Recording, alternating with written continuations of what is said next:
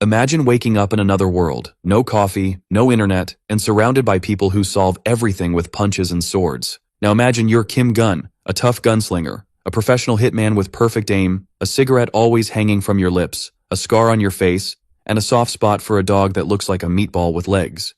Welcome to Murum, where every bald old man thinks he's a martial arts master and every duel ends in therapy or an explosion. Here, bullets and blades fly like bad stand-up jokes, and the fate of the world rests on a man who just wanted to buy snacks for his dog. Amid gunfights, crazy sects, and rituals no one understands, our savior wants only one thing: to go home with his little dog in one piece. But until then, he's turning this world into a shooting range, full of sarcasm, gunpowder, and a touch of deadly cuteness. Our story kicks off with someone crawling out of a dark spot.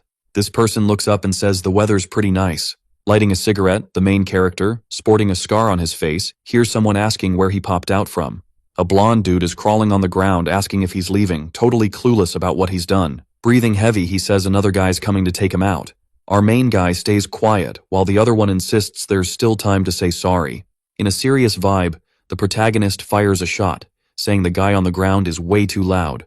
Out of nowhere, a tiny puppy barks next to him, grabbing his attention. The chubby pup rolls around on the ground, looking super cute. With a grin, the older dude asks if his little buddy missed him. Looking down, he wonders if the puppy's hungry and suggests they grab a bite, revealing his name is Kim Gun. As he walks away, it's revealed his codename is Battle Demon, the top assassin. He strolls past a street where a kid asks if he can skip school, and the mom says no, promising a treat if he behaves. Our main guy watches the scene and thinks about getting a snack for his little buddy. Suddenly, a spam message about Murum pops up on his phone, making him think it could be a new mission. A bit later, the sun shines down on a regular convenience store. He squats down, asking what his pup wants to eat, and decides to buy everything in sight. Out of nowhere, someone next to him says they need a second. Confused, our main guy wonders what this mumbling is about. The dude talks about work, and Kim asks if he's grumbling or chatting with him. Then, the standing guy confirms that yes, catching Kim's attention. The assassin, with hair in his eyes, says it's a perfect time to take him out, just as planned. Soon after, he waves goodbye to number one, who can only curse after that. Suddenly, a shot rings out while our main guy thinks this world is wild for dreaming. He says it was a pointless death, but then contradicts himself, saying he got taken out in the end, but he'll still get revenge on that fool in hell. Drifting into darkness, he wonders what'll happen to his puppy. When he opens his eyes, he sees his cute doggo. Suddenly, a shiny bald head of some random dude pops up. Our beloved gunslinger jumps up, headbutting this strange figure that just appeared. With his hands on his head and totally confused, our main guy asks if he just kicked the bucket since he's sure he got shot in the head. Worried about his puppy, he feels relieved to see it right by his side. Suddenly, the monk stands up, saying he finally woke up, after ages. With a hand on his nose, the bald dude claims the savior has finally answered his call. Looking around, our main guy notices a bunch of other people shouting that they believe in him. Completely baffled, he freezes, questioning all this noise. Then, someone steps in front of him, saying it's a pleasure to meet the savior. This same person introduces himself as the first elder of the Dai Dak of the Bloody Brotherhood. Our main guy stares at him, questioning this savior stuff, since he has no clue what's going on or how this works. But the bald dude just says they have a mission. The young man must conquer the Murum world. The gunslinger looks up, totally lost about this conquering thing, and so he wonders where he even is, after all. Soon after, Kim realizes this isn't the world he knows. In fact, it's a place called Murum in another dimension that he's supposed to conquer. Apparently he got summoned, but it's still super weird. He stays quiet, watching all those people staring at him with big smiles. Soon those smiles fade when our hero says they're all nuts. Desperately grabbing his phone, he wonders why he was picked and realizes there's no signal here.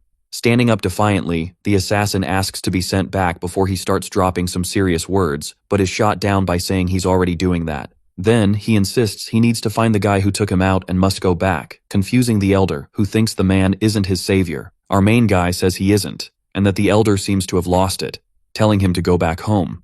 Suddenly, laughter fills the air. Someone comments on being proud of the protagonist's attitude, saying this is how a true savior should act.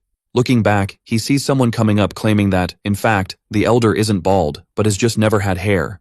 Everyone gasps at the newcomer's savage burn. The elder says he shouldn't have talked to him like that. Sure, here's the improved version of the text, while keeping the same line breaks and structure. Soon, the new character rolls up in front of the protagonist, saying he shouldn't be so insensitive and needs to get his head straight. If he's not careful, he might end up biting the dust without even knowing it. Thus, the leader of the blood cult, Sa Hyokyung, makes his grand entrance. The gunslinger grins confidently, claiming it's the old dude who's messing up, since they're the ones who summoned him. Standing tall, he warns the elder to watch his mouth, because one slip could mean death at the hands of the #1 assassin. The elder rushes in, begging the savior not to mess with the cult leader. But surprisingly, the guy with the tied hair says it's all good and that he'll handle this. Then, he throws down a challenge. If Kim wins, he gets to be the cult leader and can do whatever he wants. The elder tries to drop some wisdom, saying this is a terrible idea, but gets cut off by the gray-haired man. The gunslinger insists he's not looking for that, just wants to go home. Then, out of nowhere, a heavy pressure makes him shut up. With wide eyes, he's totally lost on where it's coming from. Soon, he realizes the danger when he sees the elder ready to unleash hell if he loses. He thinks he's never felt such fear of death, even as an assassin, but tries to chill, since the guy in front of him is just an old man. Called the ghost of the fight, he claims to fear nothing. When asked if he's ready, the protagonist shoots back that he doesn't need to prep for an old dude. The guy in front of him smirks, saying they'll see how cocky he is, and Kim fires back, saying this isn't a battle of words, giving him the chance for the first hit. In the distance, the elder nods, saying he won't back down. Then, he vanishes in a blink, like a whisper in the wind. Quickly, the protagonist's face goes pale as he realizes. Before him, the old man appears like a bullet, ready to throw a punch. That fist, heavy as a wrecking ball, comes flying at him. Soon, the impact slams into him, sending him flying backward. The explosion of energy from the hit smashes Kim against the wall. Upon crashing, he wrecks the place, which cracks under the force of the blow. A massive explosion goes off, showing just how strong the old man is. Freaked out and dazed, the protagonist can only spit blood, feeling the sting of the hit. The cult leader strolls over, saying he can't even dodge the simplest attacks. Then, he questions if he's really his savior, calling him pathetic and saying he's not even worth killing until something catches his eye. It's the protagonist's puppy, trying to bite the aggressor's leg. Panicking, the protagonist yells for his dog to run since it's dangerous. Uselessly, he tries to warn them not to touch his pet, or they'll regret it. But looking to the side, he sees his buddy and family flying, crashing into the wall. With a shrill scream, he sees his family sprawled on the ground. The gray-haired man orders them to toss the protagonist into the underground prison and feed the animal to the wolves, which the bald man gets. With a roar of rage, the gunslinger declares it's not just a pet, but his family. He warns that if they touch his puppy, the man will definitely meet his end. The man turns, questioning if he really thinks he's that strong. Our protagonist stands tall and asks who he thinks is the strongest in the world. The bald man, just annoyed, replies that he's only provoking his master. The elder, leader of the sect, looks at the provocateur, his attention snagged by something weird. The bald man doesn't get it, but the leader acknowledges it's an unusual object. Our protagonist then declares that whoever's got a weapon is the strongest. A shot rings out, and the gunpowder's glow fills the air. Both watch the projectile fly. The gray-haired man with a goatee wonders what the point of that thing is. Suddenly, his head gets pierced by the shot. The elder, known as Bald Eagle, questions what just happened, shocked to see the leader bleed. The leader's body drops, creating a shockwave. Freaked out, they can't wrap their heads around what just went down. Confused, the man with the goatee tries to call the leader, but soon he screams furiously, ordering everyone to attack as they can't let the assassins slip away. With battle cries, they all charge toward the protagonist. He, however, says they can all come at once. After all, he's still got one more weapon in his arsenal. Sounds of gunfire boom like thunder. The bullets fly toward the attackers. He says they all messed with the wrong person. A massacre kicks off with King Gun in action. The casualties jump from dozens to hundreds. The shots are fired with precision, always hitting the head. The bald elder hears cries for help as the others try to take him down. We then flash back to the past, where a dude tries to warn that they've already lost and says sorry. Our main character starts questioning everything he believes. Without waiting for a reply, he warns that it's all about grace, with a side of chill. A punch lands on the dude, who drops like a sack of potatoes. The strong hand gets ready to throw another hit. Our main character, rocking short hair, says that revenge is on the menu too. He's kinda bummed because they went down way too fast. Out of nowhere, someone shouts at the young man. He asks if he thinks he's the strongest now that he's all alone. He points out that there's always someone who can't be taken down. But our main character finds it all super silly. He asks if the dude even knows him, or if he's just playing the fool. He wonders if he really wants to find out who's the strongest. Then, a sound as loud as a firecracker makes him jump. He looks down, feeling a sharp pain hit him. The guy in front says no matter how strong he thinks he is, he'll never win a fight with just his fists.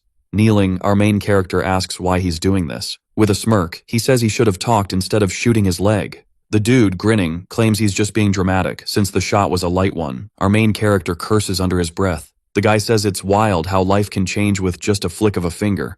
Our main character, sweating from the pain, asks what the dude wants from him. With a red glare and a sly grin, the bald guy says he wants his help and will make him the strongest dude ever. The sun glints off the barrel of our main character's gun. The bald elder looks up as a bullet zips through his arm. The protagonist asks if he really gets who's the strongest here. Desperate, the bald man promises to give him anything, just spare his life. Time ticks by and the elder asks how comfy the seat is. With a daring look, our main character grips the gun, now the cult leader. His little dog has leveled up to vice leader. A bullet whizzes past the ear of the grinning bald man. He feels the heat from the wound. Annoyed, the gunslinger asks if he's lost it, just wanting to go home. Realizing he needs to deal with the one who shot him, he thinks this might be impossible. The elder says he has no clue how to go back since there's no way. Our main character, pretending to be all cheerful, sings that he really doesn't know and should have said so earlier. He points the gun at the bald man's temple, threatening to send him to the old leader's lap in hell. The old man kneels, begging for a few more days to fix things. Fear is written all over his face as he pleads for more time. Irritated, our main character pinches his nose and tells the elder to scram. The bald man bolts, terrified, while our main character wonders if he should just end him. Soon, he plops down and chills, questioning the whole situation since his phone's not working. Suddenly, his phone buzzes. He opens it, shocked, thinking it was broken. He spots a weird message from someone offering a chance to conquer the Murim world. He recognizes it as the same message he got before dying, which he thought was total spam. As he reads, irritation bubbles up. He starts typing, saying he doesn't get why he can't respond. He just wants out of this mess. The message dares him to survive in Murim, in another dimension. He replies that Kim must complete a mission, which only annoys him more, wondering what it's about. The message explains that conquering Murim is key to escaping. If he doesn't finish the mission in a year, he'll lose something precious, his adorable little dog. Our main character squeezes his head in frustration, while the message adds that the dog can't die because it's too cute. Wishing him good luck, the message wraps up. Stunned and stressed, he screams in despair and anger throughout the cult hall. Then, Kim opens a door and asks if the bald man is around. He hears him say he's a stinky one and doesn't respect the elders, claiming if he had known, he would have sent him back already. Suddenly, our main character's shadow looms, and he asks if the elder is traveling, making him scream in panic. In tears, the bald man tries to explain that he was talking about his son and that the bag was to figure out how to send him back. He begs not to be killed, rambling about the perks of keeping the old man alive. Our main character tries to say that's not what he came to chat about, but the bald man's fear cuts him off. Irritated, he tells the elder to shut it and listen, to which he apologizes, scared for his life. The protagonist clears his throat and says he's totally down to do what he mentioned earlier. The guy's confused by what the protagonist just said. He thinks they're about to take over the Murim world completely, but the bald eagle, face glowing with joy, says it's what he expected from his epic savior and leader, promising to get the squad ready ASAP. But our protagonist throws in a condition for that. A bit later, the old elder calls everyone to listen up. He announces he's going to share the leader's orders, saying they're no longer the Sacred Blood sect, but now they're the sect of Mongo, rocking the symbol of the cutest vibes ever. The disciples start to celebrate, though it's kind of forced, the name of the new sect. One of them wonders how he can escape this, thinking it's all dumb, but then he spots the puppy and instantly changes his mind, realizing he has to love it unconditionally for its pure adorableness. One dude, out of nowhere, asks the little Mongo to marry him. Meanwhile, they get the scoop that the leader of the demonic cult has switched up and even changed his name. An old man checks out the view while hearing that the sect is now called the Mongu cult. He, the head of the Kunlun sect, figures a new era is on the horizon. Curious, he asks about the new leader, and they say he's using some wild demonic arts. The old man, intrigued, asks if that's legit, and the other guy says it's just rumors. But everyone who saw it claims that every move he makes leads to someone biting the dust. In shock, the elder asks about this strange art and learns it's all about a snap of the fingers. Apparently, the new cult leader just flicks his middle finger. Confused, the old man asks if that's really it, but the kneeling dude can only guess. Somewhere in the Mongu clan, someone yells that this news makes zero sense. After all, our protagonist took down the last leader and is already the new face of leadership without the elder's thumbs up.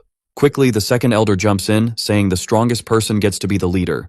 The redhead shouts that he's not cool with this whole savior thing, but the oldest warns him to watch his mouth, since he's the current leader of the cult. Another guy slams his fist on the table, showing his disappointment, impressing everyone around him. This chubby dude boldly claims he made huge sacrifices for the cult. Humiliated, he says he gave up sleep, food, and fun, and still wasn't consulted. The most sensible one says if he's got complaints, he better prove himself by showing his strength. But he needs to remember that the new leader took down the last one, and if he's not careful, he might end up 6 feet under. The redhead turns to the door, and everyone follows him, sensing someone coming. It's the first elder, who announces that this is the new leader of the cult. The three quickly stand up to show respect for the new authority. Suddenly, the fourth elder spots something near our protagonist, the adorable little puppy that's tagging along. Bending down, he wonders how that tiny creature can be so cute, asking how the young man found such an adorable buddy. With a creepy grin, he says he'll take good care of the new little friend, but our protagonist cuts him off with a savage insult. Punching the elder in the face, he asks where he gets the nerve. The fourth elder hits the ground, hurt, but our protagonist couldn't care less. With a clenched fist, he says they called him there, and all they do is clown him. As punishment, he orders the elder to keep his mouth shut in his presence and asks if he got that. Then, he questions why the elder isn't responding, and the fat man tries, but gets shut down. The first elder, sweating bullets, says they're about to kick off the council meeting. So, the cult leader can casually start all this. Soon, our protagonist asks for everyone's attention and says they're about to start the conquest of the Murim. But the redhead freaks out when he hears that if they don't hit their goal in a year, they'll have to take their own lives. Curiously, our protagonist notices that now no one wants to die. Then, they start throwing out quick ideas to conquer the Murim in a year. Someone raises their hand, calling out to the cult leader, ready to say it's impossible to conquer in such a short time. But our protagonist cuts him off, feeling like he's some kind of T, totally confusing him. Kim quickly explains that he was about to say it was impossible, and for that, he must be considered an idiot with a capital T. Confused, the elder wonders what this T even means. Suddenly, the musclehead slams his fist on the table, furious, saying he's had enough. Shouting, he claims that the more he hears, the more it sounds like total madness. He explains that he's making decisions without the cult's say-so, which is just not cool. He calls out the protagonist, saying that even though he took down the old leader, they can't just accept this. If they want to recognize him, they'll have to throw down for the leader spot. Irritated, the other responds that this is ridiculous, since everyone was summoned to conquer the Murim, and he'll show the elder what happens when you mess around. Our protagonist claims he trusts his words, but realizes the dude in front of him has a weird ability, just like the former leader. In the end, he doesn't have many bullets, so he'll need to use them wisely. With his head down, our protagonist reloads his weapon, confusing the elder, who thinks he's bowing out of fear. With a confident grin, the redhead says, Kim must have pulled some trick to beat the last leader, but that won't work on him. Confidently, the redhead strides toward Kim, while the first elder tries to warn his buddy not to do anything dumb. The redhead taunts our protagonist, asking if he's scared to face him. The elder, our protagonist, and even the little dog are all shocked by the bold move. Continuing the roast, he questions why he's being ignored and says the boy seems hesitant to fight. Our protagonist declares that this ends here and decides to take him down hard. But as he pulls the trigger, something wild happens. His weapon turns into his phone. He opens the device and reads something that totally grabs his attention. With a sinister smile, the man asks why he's not being attacked, acting like he's the villain in a movie. But our protagonist stands tall, questioning if he really wants to face him. With slow, confident steps, Kim shows he's not backing down. Soon he agrees to the fight, but with a special condition that our protagonist thought of to teach him a lesson. He says his position is on the line, so it'll be fun to have a special duel. The red-haired elder looks scared as the protagonist's killer vibe totally intimidates him. Elsewhere, at night, people are buzzing about the duel between the elder and the leader. One of them thinks the new cult master is reckless, yet still loses to the first bald elder. Most believe that Dongguang is in position 5 because of his strength, but there's more to it. His greatest strength is flipping a situation where he's about to get wrecked into one where the enemy can't move from exhaustion. In the flashback, a disciple tries to attack him with everything he's got, but the elder just stands there, thinking it's all too weak. Tenacity is the name of his technique, which lets him take even a tiger's attack. That's why he's known as the mobile fortress. Suddenly someone jumps into the convo saying these juniors know nothing. After all, the cult leader is truly terrifying, and he saw it firsthand. It was a chill morning with no clouds in the sky when the chaos hit, and suddenly, with a boom of thunder, the cult leader went down. That's when the real fight kicked off. As soon as our protagonist moved, a thunderous massacre unfolded. The chubby one was frozen, watching his buddies get taken out without mercy. Even though his opponent was just a weak old man, the dude didn't hesitate to finish him. At that moment, a perfect nickname popped into the fat guy's mind: the true demon of horror. The two who heard the nickname thought it was a savage burn, but suddenly, they announced that the leader and the fifth elder were already on the scene. A true battle of the century was about to go down. The mobile fortress against the demon of horror. Promptly, the redhead clasped his hands and asked if the protagonist was ready because he was going to beat him senseless. Kim found that ridiculous, but it was expected. Everyone was ready to throw shade, at least until the first shot was fired. A disciple stated that the duel would be under the conditions set by the leader, a simple punch. The rules were clear. The opponents would take turns throwing punches, and the last one standing would win. It's important to note that the winner would decide whether the loser gets to live. Soon, they decided who would start, but the redhead questioned if they had forgotten his title.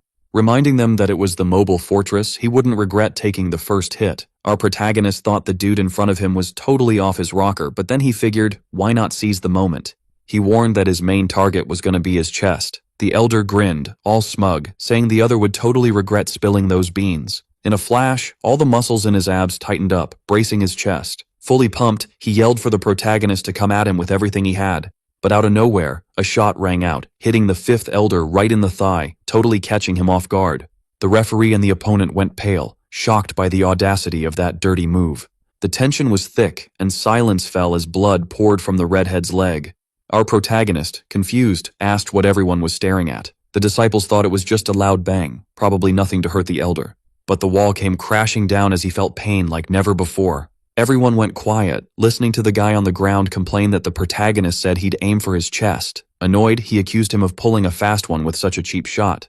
Our dude with the gun looked down from above, all high and mighty, and smirked, claiming he had totally lied about where he'd aim, making the buff dude even angrier. In his head, the elder felt embarrassed in front of the cult members and knew he had to get up to save face. Sighing hard, he reminded himself to chill. After all, it was his turn, and he still had one good leg. His veins bulged as he declared the protagonist better get ready, cause his punch was gonna pack a punch. The redhead said this strike was called the attack of a tiger, so he named it the tiger's fist in tribute.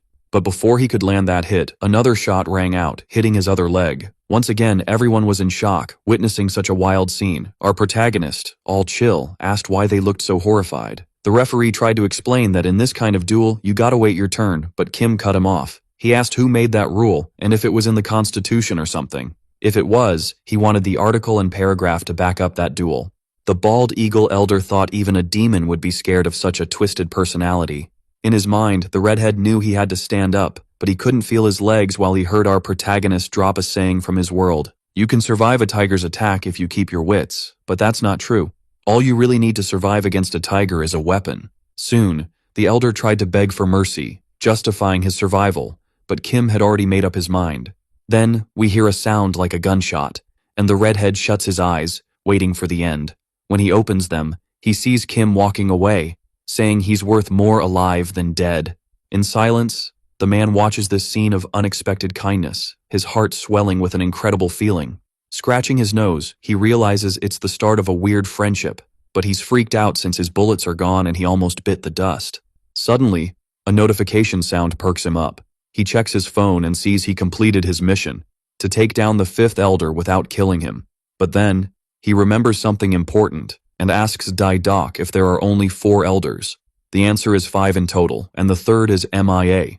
Next, we see a real bloodbath, with a single woman taking out several men. She gets the scoop on everything that went down while she was gone. Wiping her face with a towel, she thinks she was all alone trying to revive her cult. Still, this new guy managed to take down the old leader and the 5th elder, which gets her hyped to meet him. Everyone gears up and gets ready to bounce. Jin Huaran, the 3rd elder, is pumped to meet the new leader of the cult.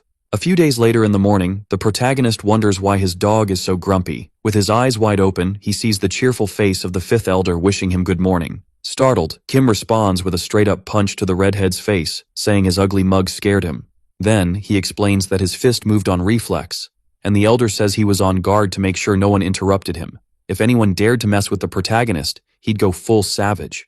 But Kim just tells the elder to bounce, feeling threatened, which bums out the redhead. Soon the leader asks why the bald dude is even here, and the answer comes back that he got called. A bit later, with the sun blazing overhead, the gunslinger kicks off the meeting and demands to know why he's the chosen one and why they should take over Murim. Right on cue, the 2nd elder jumps in to explain. The Orthodox sects decided the blood cult was a major issue since they weren't vibing with their values or cultivation techniques. The problem spread, and they decided to attack, not caring about kids or the elderly.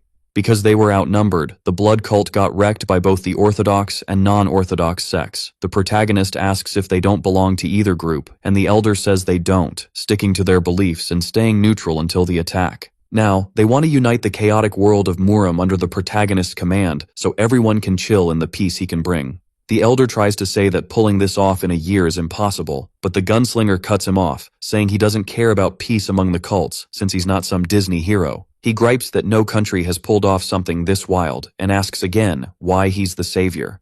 The first elder, all tense, admits he doesn't know who summoned him.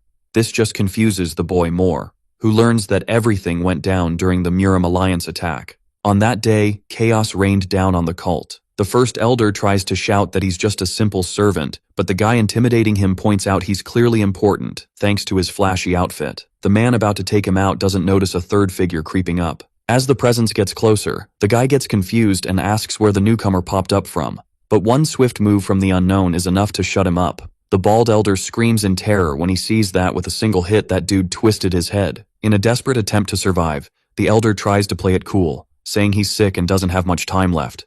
But he jumps when a weird scroll gets tossed his way. The unknown figure claims that, at the right moment, the savior who will unite all of Muram will show up, and the elder needs to be ready for him. With the scroll in hand, the elder can only throw out questions. The shadowy figure quickly turns and says that once he reads it, everything will make sense.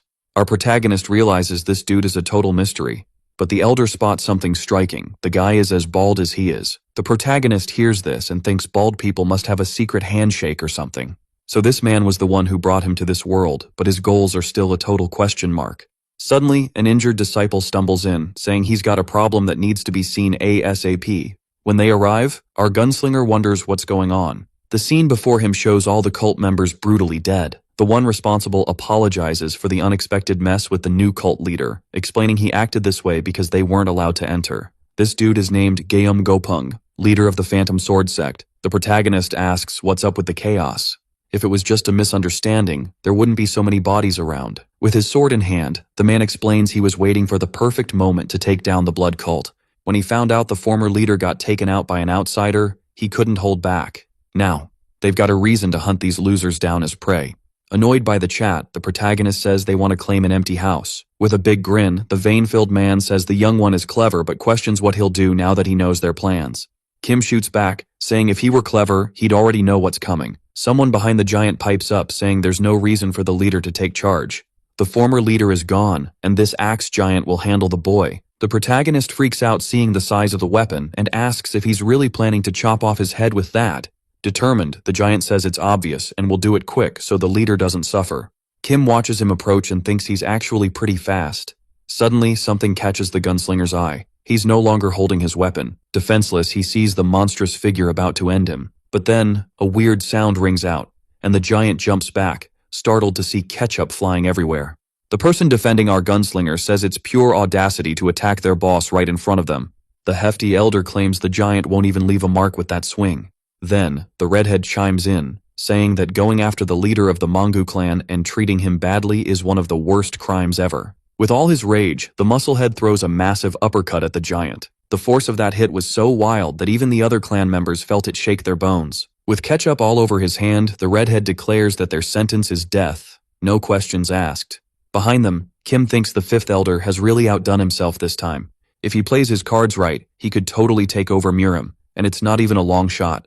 The leader of the attack says they picked the dumbest way to handle this mess. With a creepy grin, he tells the enemies to watch as their choices lead to their own downfall. Our protagonist, holding something in his hand, wonders why the old man talks so much and asks him to chill for a second.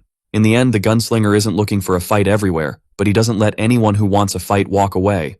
Both leaders lock eyes, ready to throw down. With the final order to wipe everyone out, the battle is about to kick off. Hearing the boss's command, both elders suddenly look way more serious. The redhead bolts forward, shouting that he's been waiting for this moment. Our protagonist realizes he's actually useful in situations like this. But looking at the hefty guy, he thinks maybe he's more useless than he thought. Striking a pose, the elder crashes to the ground, flexing all his muscles. With a wild grin, he says he's been holding back forever and tells them to come at him. The cult members charge toward the fortress, but the redhead dodges the first attack like it's nothing. The second one is just a joke to him. Seizing the third chance, he lunges and lands a brutal punch right to the attacker's ribs. The other two attack, but it's like throwing marshmallows at a brick wall. With a quick move, the fifth elder easily takes down both of them. But then he realizes he's left a gap in his defense. Behind him, one of the attackers rushes in, thinking he can take him out. The sound of something slicing through the air echoes, but the fifth elder stands tall, seemingly hit. The disciple brags that the sword was a gift from his dad. But the elder just laughs, grabbing the blade with his bare hand. With a flick, he snaps the weapon that meant so much to the guy. Then he grabs the attacker by the neck. The disciple gasps as the redhead lifts him up effortlessly. He slams him to the ground, smashing his head against the floor. With a grin, the redhead says these skills are just ridiculous. Feeling a presence behind him, the elder gets ready for another attack. But surprise, it's his brother watching his back. Another disciple charges in, questioning if the elder can handle it. His face twists as he realizes something wild. The hefty one, in a serious tone, reminds him he can't have any scars on his body. Getting ready to punch, he tells the disciple to think about his dumb choices in hell. Soon, the disciple feels the punch land on his face, but is shocked by how soft it is. Confused, the elder asks what he's staring at and if he wants more punches, confirming that the hefty one can't hit hard at all. Our protagonist watches, feeling disgusted by the chubby guy who looks like a pig. Then two people come up to attack him. They think the young man is dumb for turning his back, and that he must use tricks to win. As they move in, they say they'll be happy to take him out.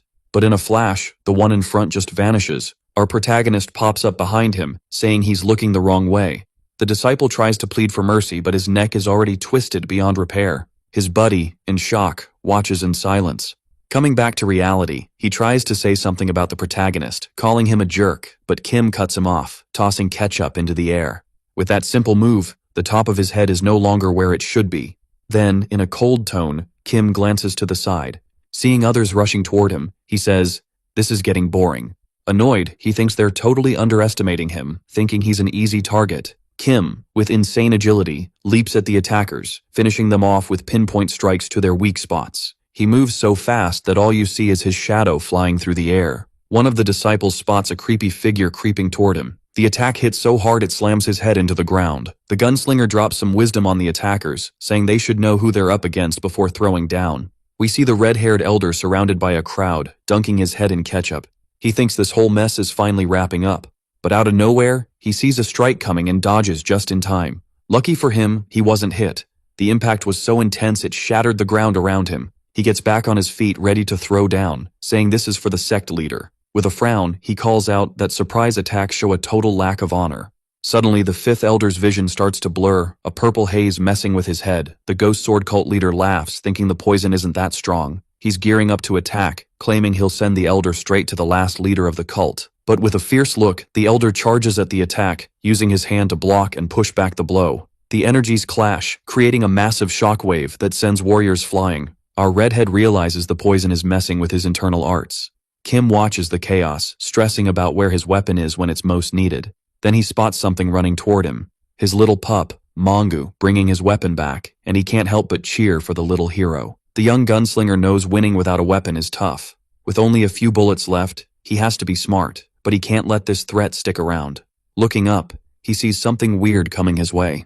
The fifth elder drops to his knees as the leader of the other sect boasts that the prestigious Blood of Death cult will finally dissolve, taking full control of the new cult. But he doesn't see the chains wrapping around him. Suddenly, two figures attack, wrapping steel around his neck. The third elder drops from the sky like a wild beast. The ghost sword cult leader begs for mercy, but his halves are split by a single strike of the short blade. The third elder says she wanted to show respect, but the vibe was off. It's their first meeting, and she introduces herself as Jin Hwaran, captain of the Bloodsteel group. Our protagonist watches her with a cold stare, realizing she's odd but might be more useful than the other elders. Pulling out her dagger, she's curious about the cult leader's skills. Her image blurs with speed, and she zips in front of the protagonist like lightning, eager to see the one who took down the former leader. Kim is caught off guard by her energy. The cut comes in fast. She thought she'd just scare him, but his quick reaction makes her think he didn't win by luck. Gripping her dagger tighter, she decides to go for him again. As if reading her mind, the protagonist warns he won't hold back on a second attack. The elder realizes he's holding the infamous weapon she's heard so much about. She thinks it's no big deal and decides to check it out, but suddenly stops, feeling a weird vibe coming from him. It's like the universe is telling her her next move could be her last. In front of her, that guy looks like the biggest demon ever. Even the bald eagle elder feels the weight of the moment. The elder quickly pulls herself together and says the strongest must lead the cult, so this test is necessary. Joining her hands, she asks for forgiveness for how she came off. Our protagonist stays quiet, thinking the elder is just a bit off. In the distance, we see the giant with his fallen axe, but he's still breathing. Clenching his fist, he wonders if he really passed out for a second, acknowledging the strength of the one who knocked him out. With icy eyes, Kim glances to the side when he hears someone call him a bastard. It's the giant, grinning confidently, claiming his leader will easily wipe them out and torture them to death. Looking down, he sees the one who was supposed to protect him lying there. Remembering the warning he got about this being a bad idea, he runs into the spirit of the former leader, who shakes his head in disapproval. Night falls, and our protagonist insists he managed to sort things out. But what's coming next is still a mystery, and there are bound to be plenty of wild moments in the quest to conquer the Murim. In this world, there are folks who can send you flying with a punch and even split the ground with a sword. If these legends keep popping up, he's next on the chopping block. Kim pets his adorable puppy, staying quiet. He then strolls into another room, calling out for the bald elder. With a forced grin, the elder asks what's up with the leader. Kim wants to know where he can score intel on enemies and possible allies. The elder realizes this is a legit question and starts brainstorming, suggesting a trip to the Hao clan, which just confuses Kim even more, sparking his curiosity. This crew is made up of lower-class peeps like doormen and restaurant managers who can gather info from anywhere and sell it for a price. Kim gets the vibe and asks where to find them. The elder hesitates to let him go solo, but Kim insists he needs to hear the scoop firsthand and make his own call. The elder decides to pick someone to tag along. Kim's cool with it but tells the bald elder to leave out the third elder, leaving the bald dude puzzled since she's the one who knows the outside world. The redhead pops up next to him, and Kim says she's totally off her rocker. Before long, the fifth elder offers to lead him to the Hao clan, catching the gunslinger off guard, who then punches him in the ribs. The giant drops, drooling from the hit, and Kim warns him not to bring that brute along. A bit later, we see a lit street with a carriage. Inside, Kim and the fifth elder are on the move. He thinks he definitely asked not to include that idiot, and wonders why Jin is rocking those clothes. At the elders' meeting, the first elder says the leader needs an escort to the Hao clan. The third and fifth elders jump in to volunteer, while the elder, looking bummed, wonders why it had to be those two. The girl claims it's only natural for her to go since she knows the outside world better. The redhead argues back, saying he should go because he's basically glued to the leader. Confused, Jin points out this makes zero sense since the redhead has never had the guts to visit the Hao clan, which just makes the muscular one even angrier. They start bickering, both wanting to tag along with our protagonist. The elder sees the chaos and has no clue what to do. Kim thinks about how he'll take down that bald dude next time he sees him. Quickly, the coachman chimes in that it's getting late and they should crash there for the night. The street is buzzing at night and someone greets the gunslinger, asking how they can help. The redhead says they need a few rooms for the night, plus food and drinks. The host happily says it'll be a pleasure to serve them and promises to bring everything they asked for, just asking them to take a seat. But suddenly, someone kicks the door in like they're auditioning for a wrestling match. It's a guy from the Kunlun clan, drunk and on the hunt for a drink and an empty room. He demands they find him a room, even if it means booting someone out. The innkeeper replies that the last rooms have been snagged by the newcomers. The drunk dude, not recognizing the owner, tells him to scram and find another room. Then, he spots something in the protagonist's crew. It's the stunning lady, the third elder. With a nasty look, he asks where she came from and introduces himself as a disciple of the first generation of the great Kunlun clan. He insists she shouldn't hang with low-class folks and suggests she spend the night with someone as ugly as him. The fifth elder, annoyed, thinks the young man should stand up to that jerk.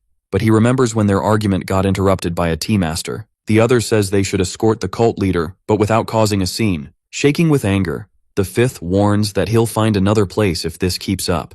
The arrogant disciple asks why they're so riled up, but soon gets a powerful kick to the groin, throwing him off balance.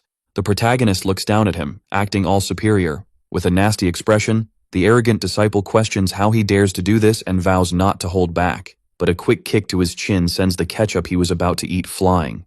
It was the protagonist who struck, like a soccer star scoring a goal.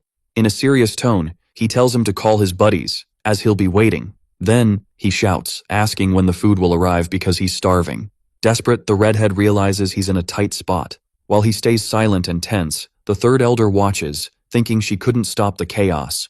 The companions of the arrogant disciple move in with weapons drawn, but the woman throws a knife in their direction. The knife slams into one of the disciples' chests. The other dude yells about the knife stuck in him and, turning to the elder, calls her a coward. But before he can finish, a swift kick connects with his head, cutting him off mid-sentence. The third elder drops down smoothly, using her hand to support herself, and then delivers another kick right to the dude's collarbone. She hits him hard, making his head wobble like a bobblehead. With style, she stands back up. She calls out to her crew hiding in the shadows. Two figures pop up, almost like they were summoned by magic. The women ask if the captain called them. She says they've got a lot of work ahead. She made sure they'd leave the guys alive, so they need to dose them with some hallucination drug to wipe their memories and toss them in a bar with some ladies of the night. After that, she'll dish out new orders. With a serious vibe, she says she needs to chat with the cult leader. The protagonist wonders if she's going to go after him again. The three are chilling at the table, under a bright light. The woman asks if the leader knows who those guys were, and he says he doesn't. She explains they were disciples from the Kunlun clan, part of the Murim Alliance, who've messed with them before.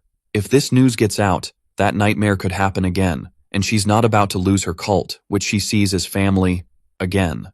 The protagonist stays quiet, deep in thought. Soon, a memory pops up about his family. In a photo, he sees his younger self in a rundown orphanage, living in rough conditions.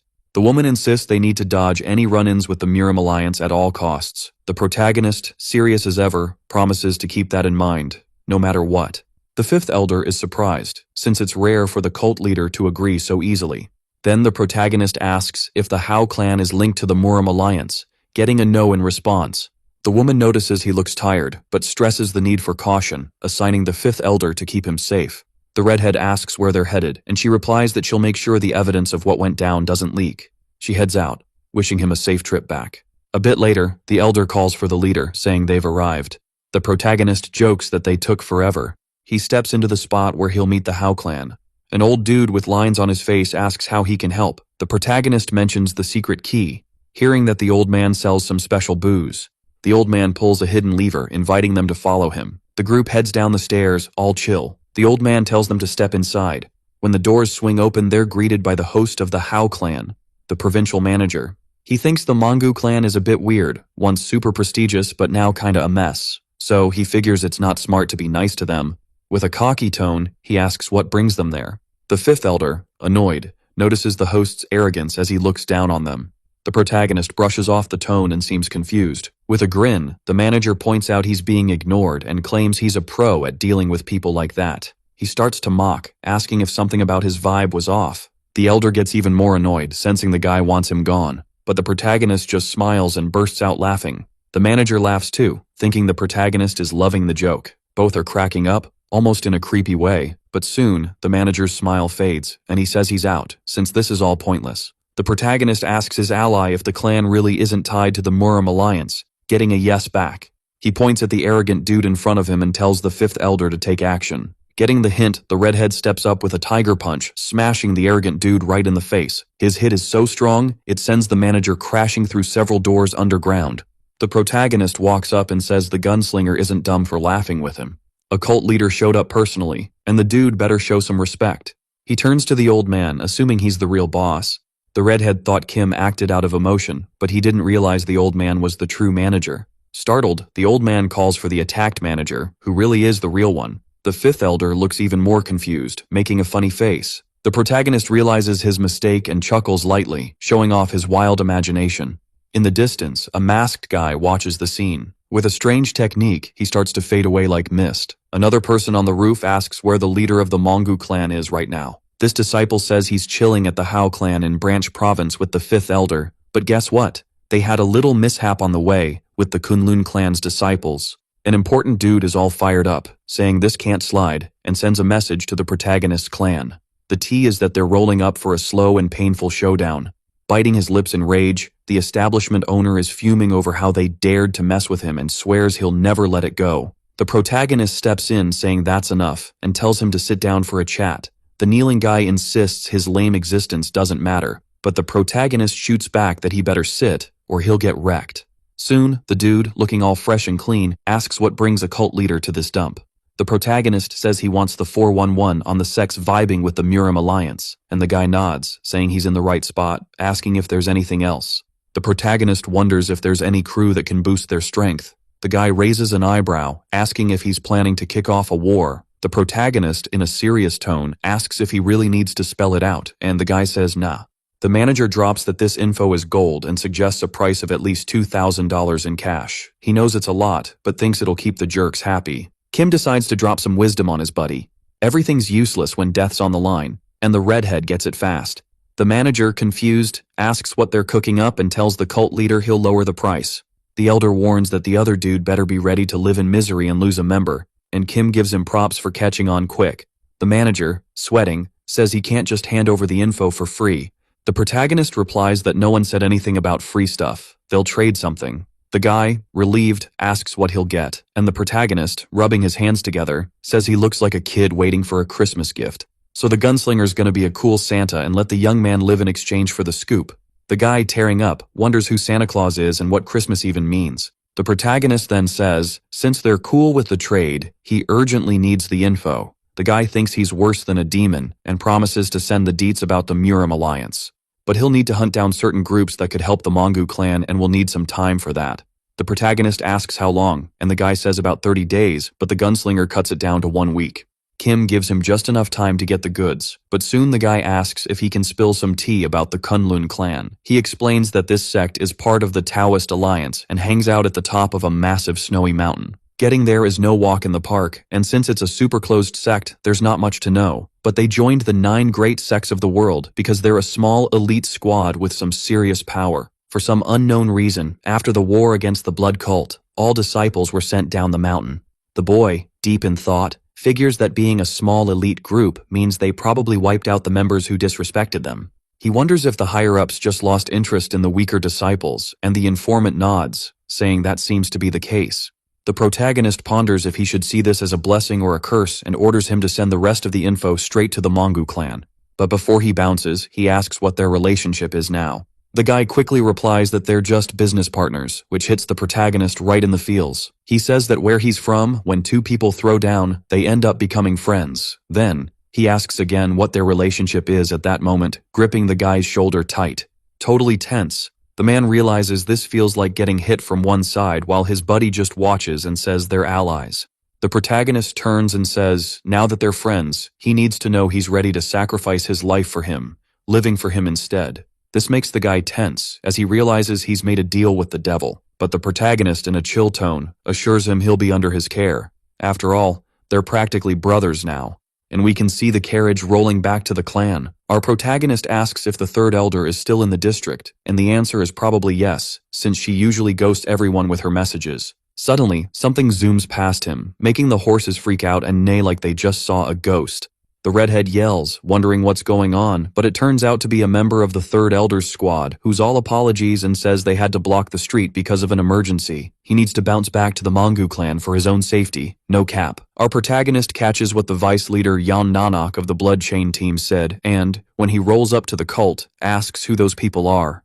The letter says the Black Blood sect is about to drop by, so they better gear up for a showdown. The bald elder asks if he's already spilled the tea on this sect, but our protagonist tells him to keep it short and spill the details. This crew is wrapped in rumors and is infamous for being a savage organization. They rake in cash through hits and don't hesitate to pull off brutal acts, no matter the age, gender, or beliefs, as long as the money's right. After the rundown, we see Kim deep in thought, probably plotting his next move. The bald man says they don't play by the rules, so they probably sent the letter with plans to take him out later. But no stress. He's got a plan up his sleeve. At night, the guards spot someone creeping up. One of them points his spear, barking orders to stop or face the consequences. The person moves slow, getting warned not to come any closer. The elder said if a sketchy person rolls up, the disciple should attack on sight. And that's exactly what he does, quick as a flash. But, behind him, the newcomer looks ready to stir up trouble. He stumbles upon some fallen bodies and, sensing another presence, glances to the side, seeing arrows flying his way. But the arrows hit the ground as he vanishes into thin air. The disciple who shot the arrows looks up and spots the intruder, who quickly tosses something that looks like a smoke bomb. With his vision all fogged up, the disciple says he lost track of the target and thinks he went a certain way. Soon, word spreads that an intruder has breached the place, and the fifth and third elders sense something's off. A killer swaggers in through the front door. No fear. The one chilling on the throne looks a bit intimidating, and suddenly the doors creak open quietly. He says he thought an entire sect would roll through, but they only sent one person, which is a total letdown. The leader says he'll hear what the guy has to say first, but it's actually the third elder in disguise, questioning why he's there. The man turns his head, looking curious and confused at the same time. Soon, he starts messing with the assassin's cloak, as if he's searching for something cool. Meanwhile, behind him, our protagonist pops up and tells him that as an assassin, he should never drop his guard. So, he decides to show how it's done. As he fires, he says that mercy is for the weak when facing enemies. The elders arriving on the scene shout for the cult leader, asking if he's okay. The first elder laughs, saying he saw this coming, as everything went according to his plan, and he's just that good. Claiming they'd have issues if they hadn't taken out the leader, the others shout that it was a bold move. Suddenly, the third elder glances to the side, noticing something intriguing. As she approaches the body, she says there's something there, but the first elder warns her about the poison risk. She replies that it doesn't look like a vial, but more like a message. In the letter, the leader of the Black Blood sect, and Cheonbaek, introduces himself and shows respect for the new cult leader, sending a fancy necklace that symbolizes trust between the sects. Realizing the blunder, the elder yanks the cord from her neck, confused just like the other elders and the protagonist. The first elder's face shows pure despair, revealing how big of a mistake they made. The silence in the room is thick as everyone realizes how serious this is. The protagonist, looking pale, turns to the one responsible, saying this is all part of the bald man's plans. The lipped elder realizes he's really messed up and shouts for his master to chill, asking to be heard. He argues that the intruder caused chaos and took out some disciples, so the retaliation was totally justified. Suddenly the guards, who seemed knocked out, ask if everything's cool, smiling and laughing because they're still alive. The elder, tense, realizes that the invader didn't take out any of his men, which only makes things worse. A meeting kicks off, and the second elder warns that if this mess leaks, the Murim Alliance will catch wind of their moves, which could totally mess up their plans for domination. The third elder chimes in, saying they need to own their mistakes and hit up the Black Blood sect to say sorry. The redhead slams his fist on the table, furious, asking why they should apologize to some random sect. A debate sparks, with everyone throwing in their 2 cents. The bald dude raises his hand, eager to share his thoughts. He tries to pitch an idea that popped up from all this chaos. The protagonist says he can talk, but he better be ready for what comes next. The elder goes pale, sensing the threat from the protagonist's weapon. As he glares back, the boy thinks for a second and lifts his weapon, claiming it'll do the trick. Confused, the bald elder asks what he's talking about. With a sly grin, the protagonist chuckles, saying he'll take all the blame. The bald man is like, "How's that even possible?" The protagonist shrugs, saying it's not his problem. The elder just needs to beg and do whatever it takes to fix this. In shock, the bald man goes quiet. When he arrives at the enemy base, all he can think about is cursing the protagonist. His 2 buddies say they've reached the spot, a huge and fancy-looking house. One of the disciples watches from above, signaling like it's some secret code. And just like that, the doors to true chaos swing open for the elder, who starts walking in slow-mo, taking in the scene. Noticing everyone's wearing masks, the vibe gets super creepy. One of the masked guys says their master's in the room ahead. The bearded elder checks out the line of folks waiting for the master.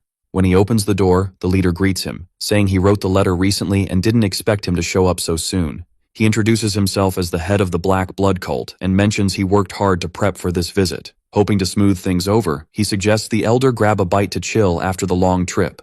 A bit later, the bald man laughs, saying he really caught him off guard, since he's dealing with issues from his boss. Just thinking about that guy makes the elder's face heat up, while his buddy tells him to chill, since he's already getting tipsy. The bearded man shoots back that he's just a kid and should stay out of grown-up talks.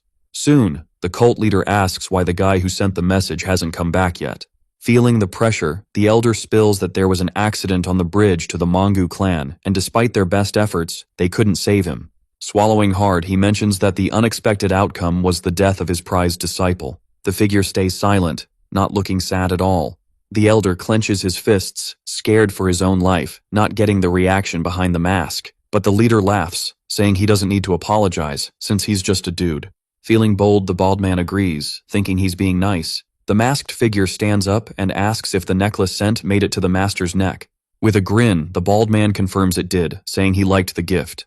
Looking out the window, the leader takes off his mask, revealing a wicked smile. He says it's better for his guy to be dead, but he would have liked to meet the master to apologize for what's coming.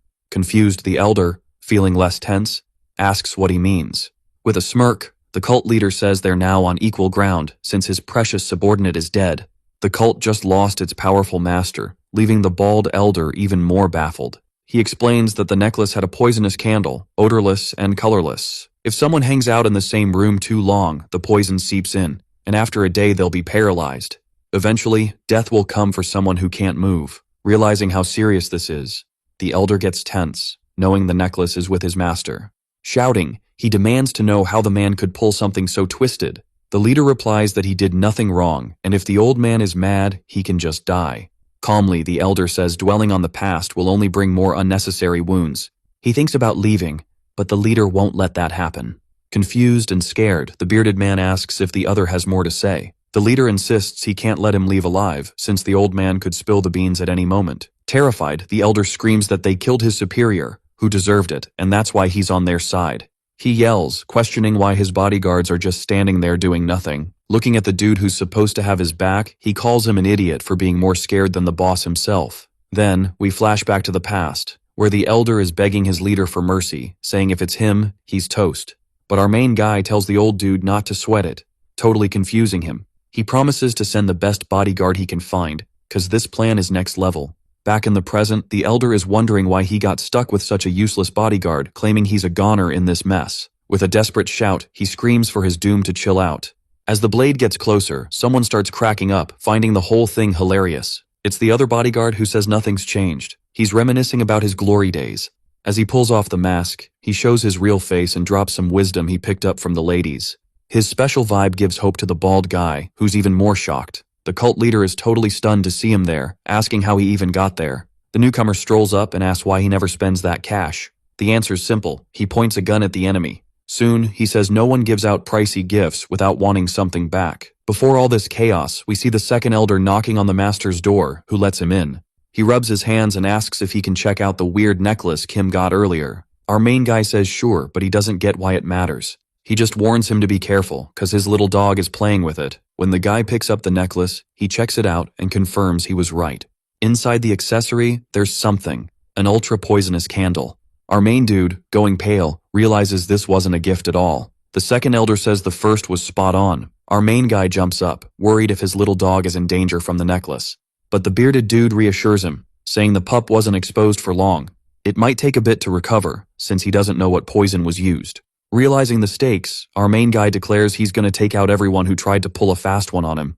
But the long-haired dude notices he's not listening, warning him not to go off the rails. Given how serious this is, he says it's dangerous. The second elder suggests a plan. The bald guy screams with joy, realizing our main dude is alive and claims he's safe. But Kim, with a look of disgust, orders him to bounce immediately, scaring him. The assassin laughs, thinking he'd really bite the dust from a simple poison, but now he'll regret being there. With a wicked grin, he says he'll wish for death sooner because of the poison. Our main guy, pumped, says he's being ridiculous, cause there's no reason to be hyped. He then mentions that what he's holding could take him out at any moment. The ninja, never seeing a weapon like that, thinks there won't be time to use it. Many have seen his secret technique, but none live to tell the tale. The pressure in the room rises, making the water in the basins ripple. This is the final move of the Black Blood sect, called Constant Rain. He gets ready to unleash his last cut and end the fight fast, but in a blink, a bullet zips into the center of his forehead, taking him out instantly. Confusion is written all over his face as his body starts to fall back. Our main guy claims that his secret technique is just as deadly. Many have seen it, but none survived. This is a bond they share, and he's not bummed about it. Quickly, our main guy notices something and turns his gaze to the entrance. Soon, he spots a bunch of footsteps coming in, all armed with knives, ready to avenge their leader's death. Our dude is already used to this kind of chaos and says those who want a painful end should stick close to his weapon. Soon, they all start charging in, and one by one, they're taken down by gunfire. To save bullets, our main guy also pulls out a blade, making ketchup spray from the enemies he slices with skill. He's a pro at this kind of combat, blocking hits while shooting. Taking advantage of openings, he finds a way to escape, carving a path through the guys trying to stop him. He moves like a snake, landing shots and precise cuts to the vital spots of his enemies. The bald guy hears the ruckus in the room and imagines our main dude is a total monster in martial arts. After a few minutes, the dude stands among the bodies, but when he looks around, he can only think this is all super weird. Back in the day, he was all about those one-on-one fights, but facing a whole squad at once? Nah, that was rare. But there was always a simple way to win. Take out one of them to freak out the rest. After that, the pack of wolves fears a single sheep. He's trying to figure out which one to take out to make that happen. With only a few bullets left, he's got to play it smart. As he watches, he feels this crazy pressure in the air, making him shake with anxiety. Suddenly, boom! An explosion goes off, sending dust flying everywhere. We see someone banging on the table, totally annoyed. It's the third elder, saying their lord better be strong or he's toast. The second elder chimes in, saying there's no need to stress about his safety, which just confuses her more. The dude quickly grabs his tea and hears he's gotta take someone with him. But he's all about chill vibes, saying even if he's not great at fighting, his smarts help him realize even the muscle needs backup. The fifth elder rolls in and asks if our guy is good. The gunslinger wonders how he even got there, but hears the question about the blood on his face. Quickly, our boy says it's not his, which just ticks off the brute even more. He yells that they should apologize in hell. Hearing this, our protagonist calls him a fool, asking why he came solo, but the elder just laughs it off. Next thing you know, someone's throwing a punch at one of the ninjas, smashing his mask.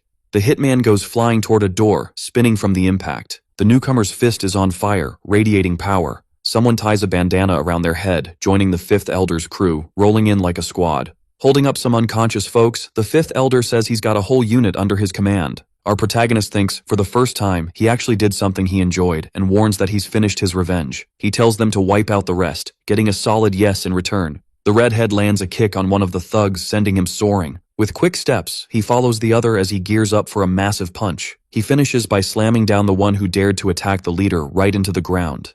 The other assassins stare at the elder, who's giving off some serious demonic vibes. He asks why they're just standing there. Moving in, he makes an attack and questions why they aren't fighting back. After taking down the first, he fires a second kick at the next enemy, who gets wrecked. The third doesn't even see the smooth movement that hits him all at once. This dude is a beast, chasing after the others like a wild animal. His presence is dark, casting a heavy aura around him. Each punch hits with insane force, almost like he's flying as he takes out everyone in his path. The gunslinger watches, totally speechless. In the middle of the sea of bodies, he can only think he's actually useful. Then, the bald guy opens his mouth and asks for a minute. He tells the cult leader to look back, cause an enemy is coming. But in a flash, our protagonist takes him out, making him spill ketchup and asking why he even called him.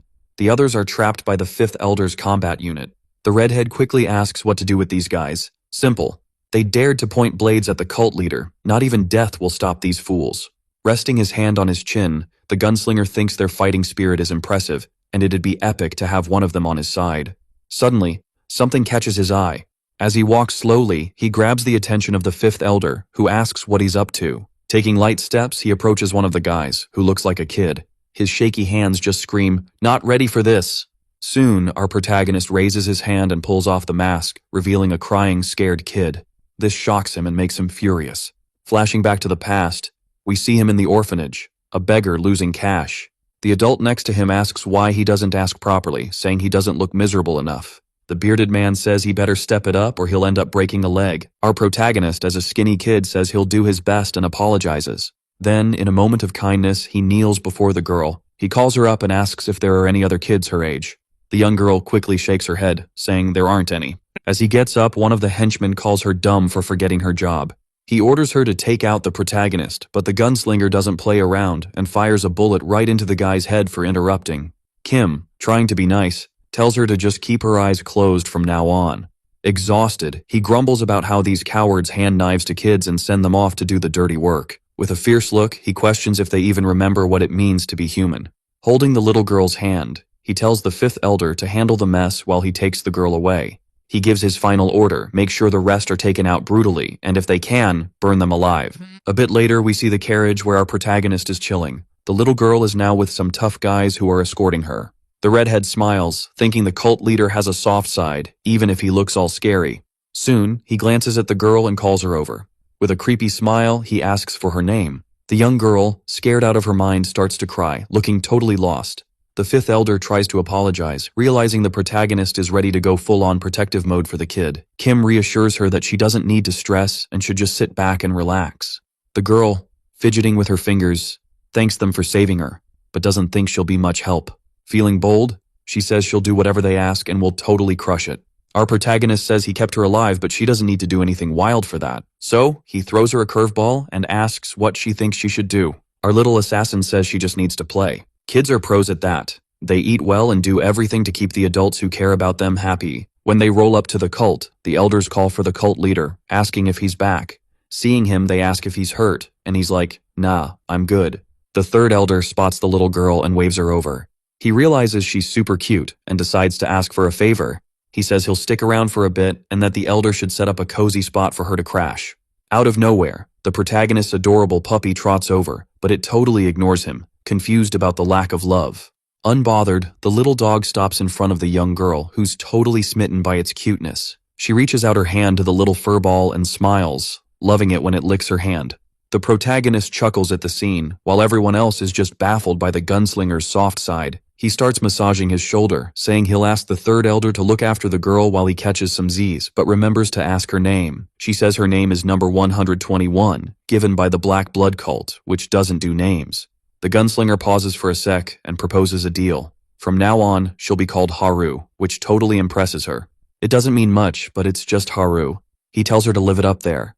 The girl finds herself in a white field and, crying happy tears, promises to live as joyfully as she can. Kim smiles, feeling good, but then the second ocean interrupts, saying he got a letter from Clan Hao that needs immediate reading.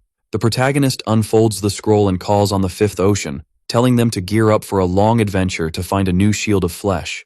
In the dim room, he reads the scroll calmly, written by Mangi, the chief of the Haoman province. The first mention is the group of 36 acres of forest, which is against the Mangu sect. Having these enemies is a hassle since their numbers are huge. The 36 families and over 100 masters make a serious force, including Yujin Yak, one of the top dogs on the continent. The protagonist thinks it's tough to gauge, but if they're on his side, they'll be a massive help. He flops onto the bed, wondering what to do next, and eventually drifts off to sleep. Soon, someone calls for the master at dawn. It's the fifth elder, along with the kid, saying all the journey prep is done. As he tries to say good morning, the protagonist slaps the giant in the face. He sits up saying he couldn't catch any sleep because he was too hyped about leaving and asks why the kid is there. She glances to the side, waiting for the elder to answer. He says he just wanted to see the master's face when he woke up. Ignoring this, Kim asks if they're ready, and the answer is a loud yes. The elder pulls out a weird cloak, all set for the occasion. The protagonist, scrunching his face, says it looks like something out of a fairy tale. The young girl thinks it's gorgeous, hyping up the protagonist and the brute. Kim, after a moment of silence, decides to rock the outfit, and it fits him perfectly, matching his vibe. The brute yells with excitement when he sees the cloak looks awesome on the protagonist, and the kid chimes in with praise. Before long, he strides ahead, telling them to hurry up already. The little girl calls out to the leader, who asks what's up. She says while he was snoozing, she played as much as she could and warns him to watch out on the journey. The gunslinger says that's cool and she should keep playing until he gets back. When they reach the carriage, he mentions it's getting late and questions the amount of luggage since it's just the two of them. Suddenly, the third elder pops up and says she's coming along because she thinks it'll be an epic journey. Kim asks why she's tagging along and she replies that she knows the trail well and it's better to avoid any drama. The guy thinks 3 heads are better than just the fifth elder, but then wonders if she's really going in that flashy outfit.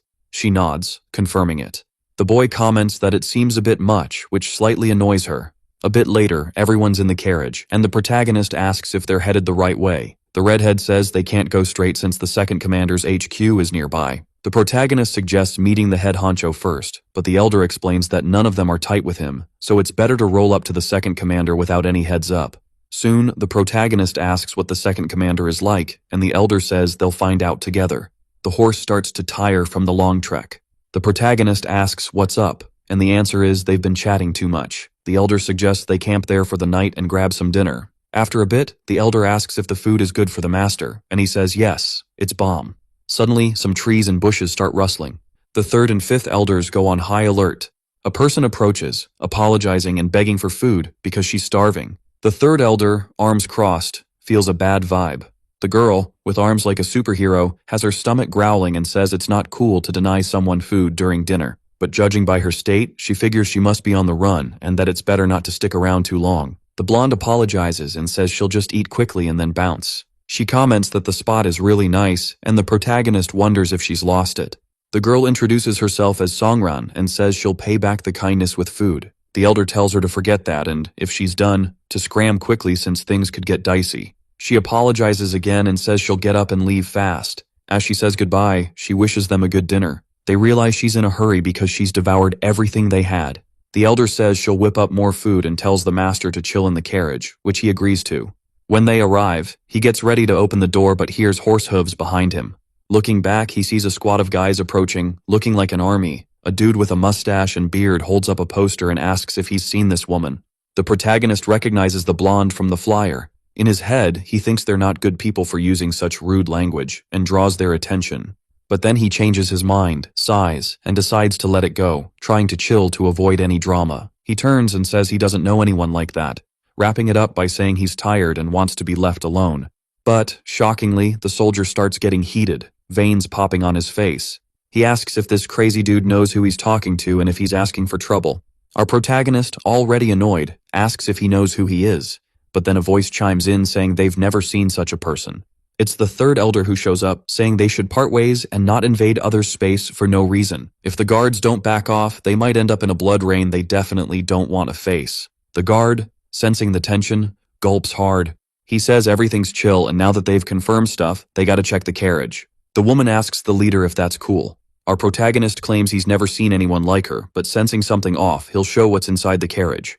When he opens it, silence hits, and we hear something moving around. It's the blonde, who realizes she showed up earlier than planned and says she was just being careful. With a giggle, she says she didn't plan to stick around, but never mentions where she was headed, leaving the protagonist speechless. He, looking all kinds of suspicious, wonders why she's still hanging out instead of bouncing. The guard jumps in, asking if they're really gonna get diplomatic immunity. He knew this was coming. He never trusted them. It's obviously an invasion of their turf. Drawing his sword, he declares they're invaders on their land. Then he yells, ordering his crew to grab these people right now. The others start moving toward the protagonist, with some serious bad vibes, especially toward the blonde.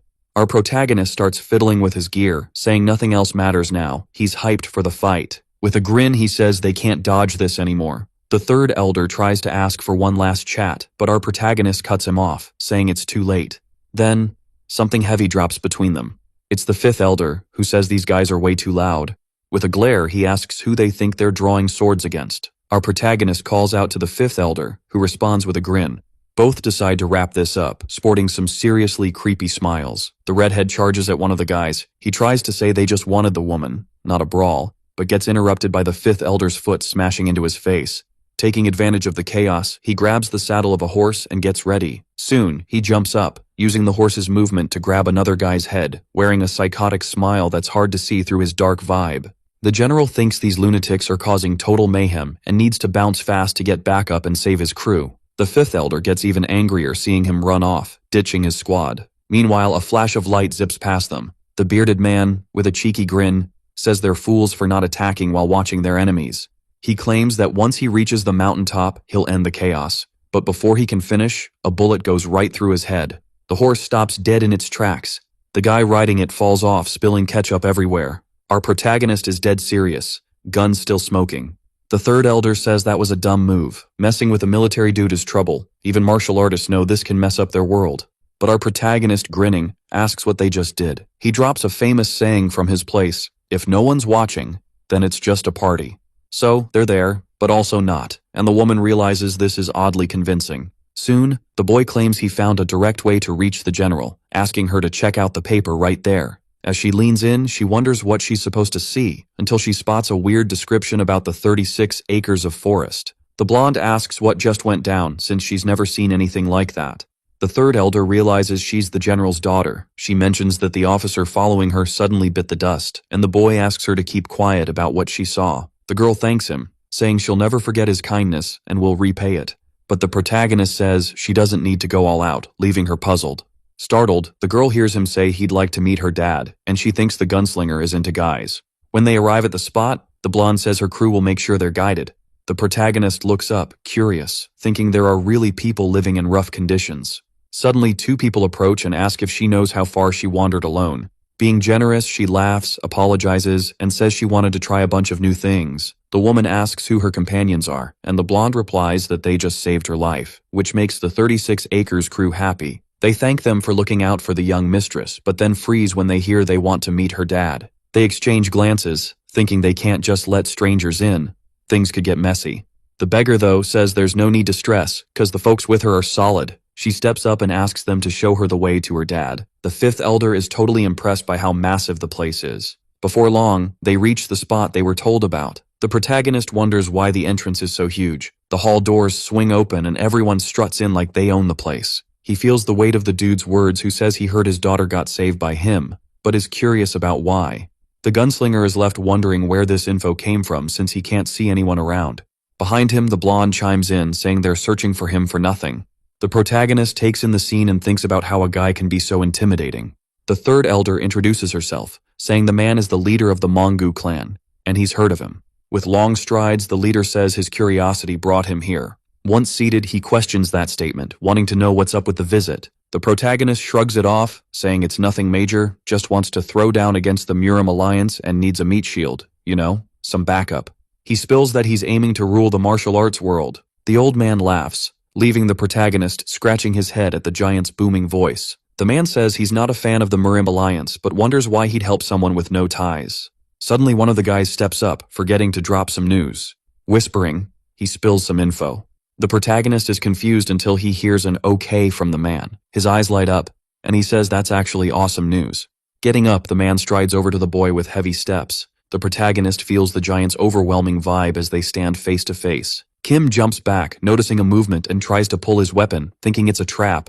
But nah, it's just a friendly handshake from the man, who says there's no need to feel awkward. Now, the blonde gets why he's really here. He says he'll let the boy marry his daughter without any hassle. The old man says he'll make sure his daughter ties the knot with the protagonist. Noticing the young man's silence, he figures he's not into his daughter. The gunslinger, serious and quiet, responds with a classic obscene gesture, showing he's not down for that. But the blonde, coming from a different culture, doesn't get the signal and asks if that's a yes. The third elder quickly covers the protagonist's mouth before he can say something wild and suggests a private chat. The choice isn't easy, and they need time. The old man, realizing the marriage is on the line, gives them an hour to think it over. The group sits at the table, all staring at each other. The redhead, feeling the heat, sweats coldly while glancing at his brother. The woman asks the master what he's thinking, and he replies that he can't marry someone he doesn't know. The third elder thinks that's ridiculous, but they need to act fast to keep the power of Nokrim and decides to handle it. Suddenly, an alarm grabs the protagonist's attention. He opens his phone and sees a message about teaming up with the 36 houses of Nokrim. With a serious look, he thinks about the possibilities. The elder says she'll sort it out, but he cuts her off, smiling, saying he's got another plan. Standing up confidently, he calls his friend, ready to tackle the situation his way. The trio faces the giant again to hash things out. The blonde asks if he's made a decision, and the protagonist replies that he can't marry the general's daughter. The blonde questions if the girl doesn't meet his standards, and the protagonist says it's not that shallow. He switches gears, suggesting they need a bond to work together. He then proposes they become sworn brothers. The old man, confused, asks if he really wants that, and the protagonist nods. The blonde laughs, saying the boy is unpredictable, but he's not interested in that since they're on equal ground. He wonders if the leader of the Mongu clan can really keep up. The protagonist doesn't have much to say, so he throws out a bet to make sure of it. The blonde, intrigued, asks what kind of fun it'll be. The protagonist explains it's called Capture the Flag, where two teams go head-to-head to snag the enemy's flag. If they win, they become sworn brothers, having each other's backs. If they lose, he'll grant any wish, even a tie. The blonde thinks it over, saying he can't judge something like that just like that.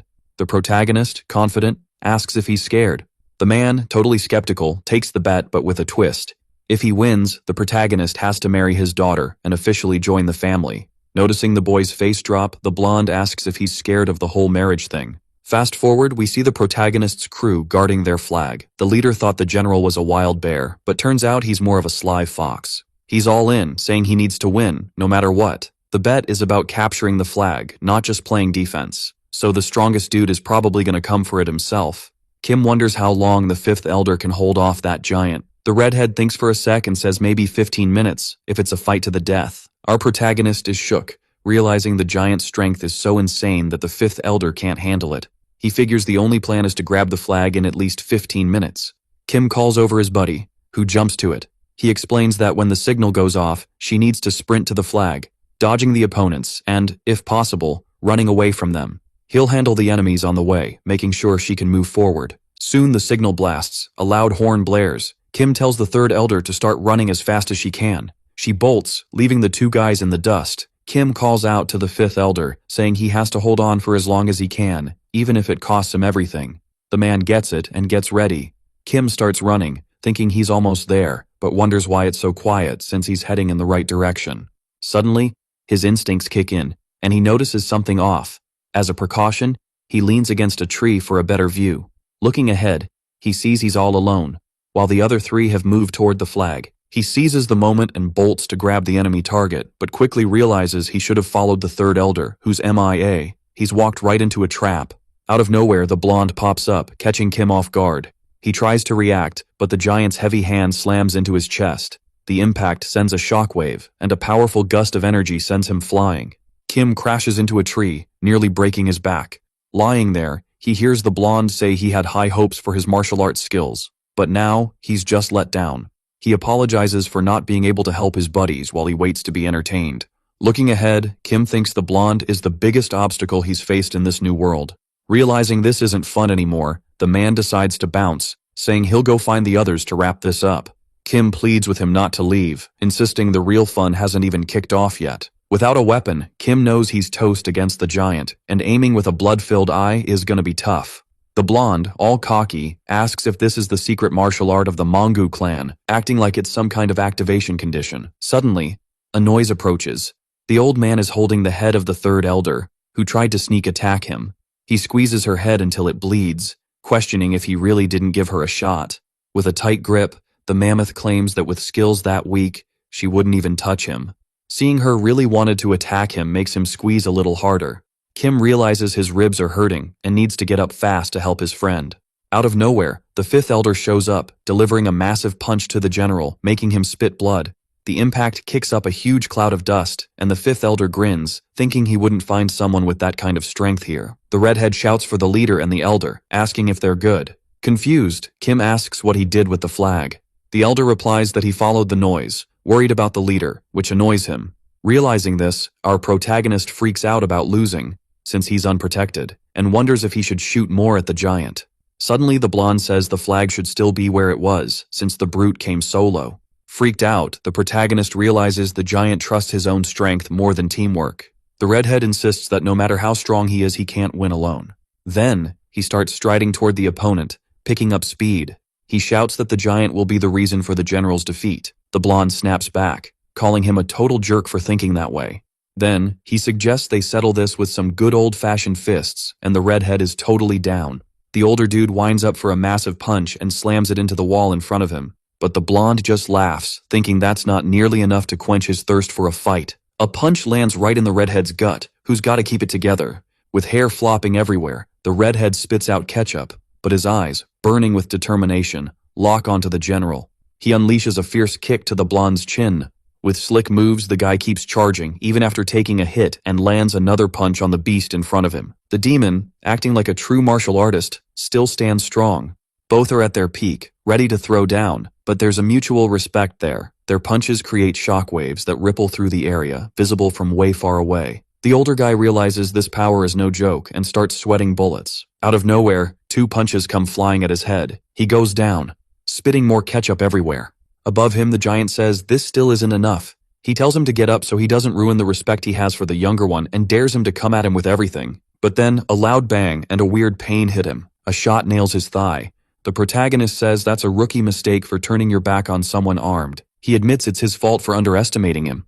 The elder chuckles, realizing his master's secret weapon actually worked. The blonde claims this is some mysterious martial art, hitting him from a distance without even moving. But even though it's powerful, the hit didn't do much damage, and the younger one still can't grab the flag. The protagonist scratches his head with the weapon, thinking the blonde is a total monster, impossible to beat. But there's always that one rock that, if you hit it enough times, will eventually crack. If he keeps targeting that weak spot, the rock that seemed unbreakable will finally give way.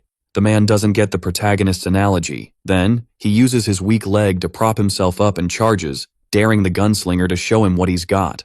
The protagonist promises to break it down for the old man, so he fires off several shots at the brute. Wrapping up his explanation, he says if he hits that spot again with serious force, it'll be game over. The blonde feels something off in his leg and drops to the ground, while ketchup keeps spilling out. Quickly, the protagonist tells the fifth elder to run for the flag. The blonde realizes he totally underestimated those kids. We see the fifth elder sprinting toward the flag ahead of him. But with a simple leap, the giant shows up saying he'll apologize properly. He lands in front of the redhead, shaking the ground around him, claiming he'll give it his all for the rest of the match, so he doesn't underestimate them. Then he shoots forward like an arrow at the opponent, landing a punch right in the gut. With that initial hit, he gears up for another punch while his opponent is sent flying. Quickly closing in, the long-haired dude with a beard throws another punch at the fifth elder. The impact sends the redhead flying several meters until he crashes into a nearby rock. He starts spitting blood from the sheer brutality of the hit and the impact. With a confident grin, the old man asks if this still looks like a bluff, now that he's using all his strength. Suddenly, he spots something coming from the battlefield. It's the protagonist racing toward the flag to win the game, but the blonde drops in above him, asking where he thinks he's going with all that confidence. Kim wonders where that speed is coming from. Disappointed, the old man says it was fun, but it doesn't seem enough for someone claiming to be the martial arts champ. He decides to wait and see what it'll take to reveal the true face of the protagonist. We see a flashback of Kim chilling in his bed. The gunslinger pulls out his phone, wondering what the reward is for taking down the fifth elder. Holding it, he questions how he'll use this in battle. Playing it up, he says he didn't know he'd have to pull a trump card like that. Confused, the old man looks up, wondering what that gadget is. Incredibly, the young man plays one last card, a light bomb aimed at the old man, revealing that what he used is pure science. The muscle-bound guy asks what the protagonist just did. As he opens his eyes, everything's blurry as he rushes toward the flag. Our hero claims this has been the most fun he's had so far. After all, his science trump card is one of a kind in this world. In conclusion, he says he'll count on the old man from now on. The protagonist stands up, victory symbol in hand, saying he totally captured the flag, locking in his win. But the old man stays quiet, looking all serious. Confused, the protagonist asks if he's not going to keep his promise. The blonde laughs, saying the leader of the Mangu clan is a real riot, entertaining him more than anyone else. Walking over, he says a promise is a promise and he's sticking to it. He tells his brother to look after him. The protagonist, a bit skeptical, goes along with it. Then they shake hands, sealing a new bond. But the young man feels the grip is way too tight and asks why. Soon the old man wants to be called Big Brother, which annoys the protagonist. He sighs, looking serious and a bit intense, saying he'll do his best to keep the blonde happy.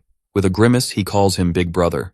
Night falls, and the old man declares it's a great day for them. He tells everyone to raise a glass, since now the famous Mangu clan is family in a totally legit way. Everyone throws their hands up, hyped, and starts shouting the name of the protagonist's clan. Kim, watching the scene, wonders if the old man is really okay after all those hits in the fight. Then, he notices something and asks where the third elder is. The redhead says she wasn't feeling great and went to chill in her room for the night. Our protagonist thinks that makes sense, since she got seriously hurt in the battle.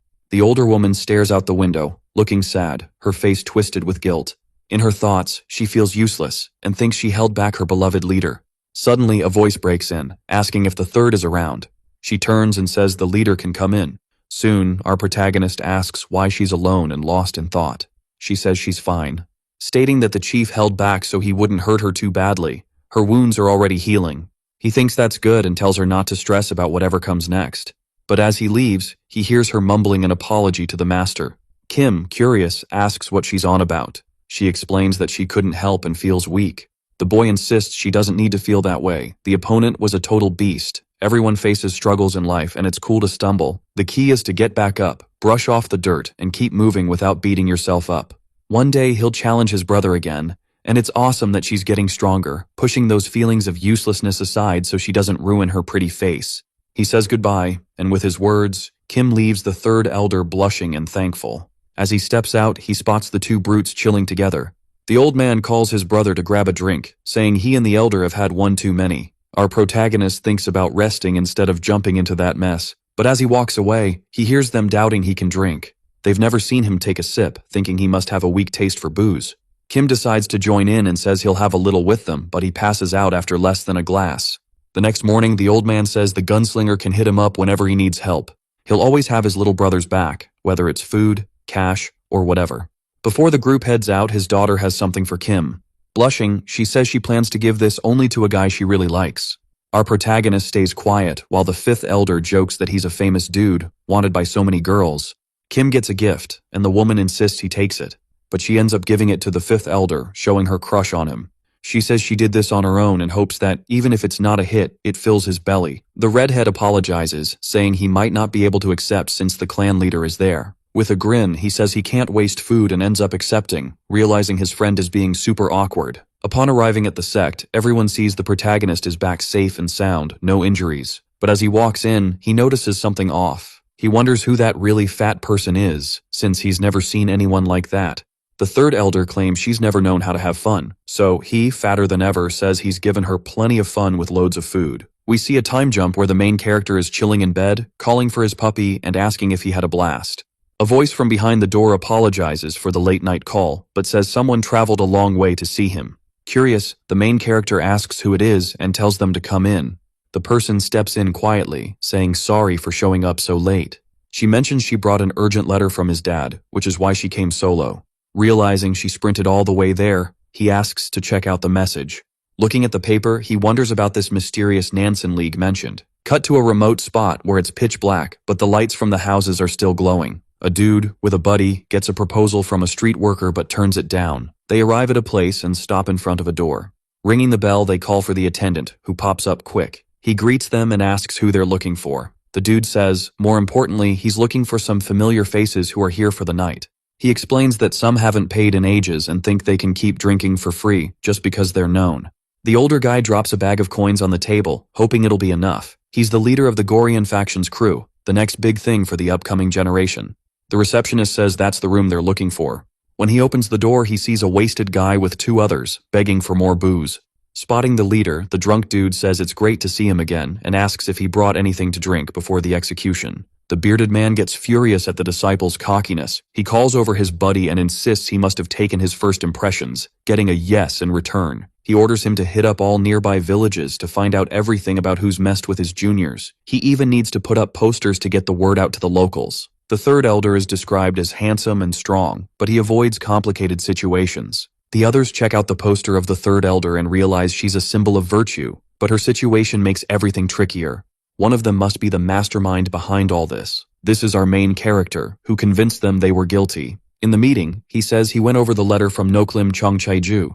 He says they need to hit up the Ronin Association and find someone who can help, asking what kind of place that is. The second guy explains it's a crew of mercenaries with no ties to any orthodox or unorthodox sects. The reason they have no alliances is simple. They don't fit into groups, left by circumstances or by choice. Or maybe they're just so strong they don't need a crew. They decide to roll as mercenaries to make cash and live chill. They could become a major force on their side, but it'd be risky if they turned into enemies. The second guy wraps up by saying having their help could be reckless. The boy thinks and remembers they do everything for cash. So, he says the best move is to offer something more valuable than money, and the bearded man asks what that could be. The main character smirks, already knowing what's up. With a sly grin, he says, threats are the best play in this situation. Everyone is shocked by such a wild statement. Our main character believes nothing in this world is worth more than cash, but there's something that beats it, the value of life itself. If they can dominate the martial arts world, they can wipe out both allies and enemies. The other team might offer cash, but few will take it if it costs their lives. If they propose fair compensation to the allies, they'll still have plenty of loyal followers.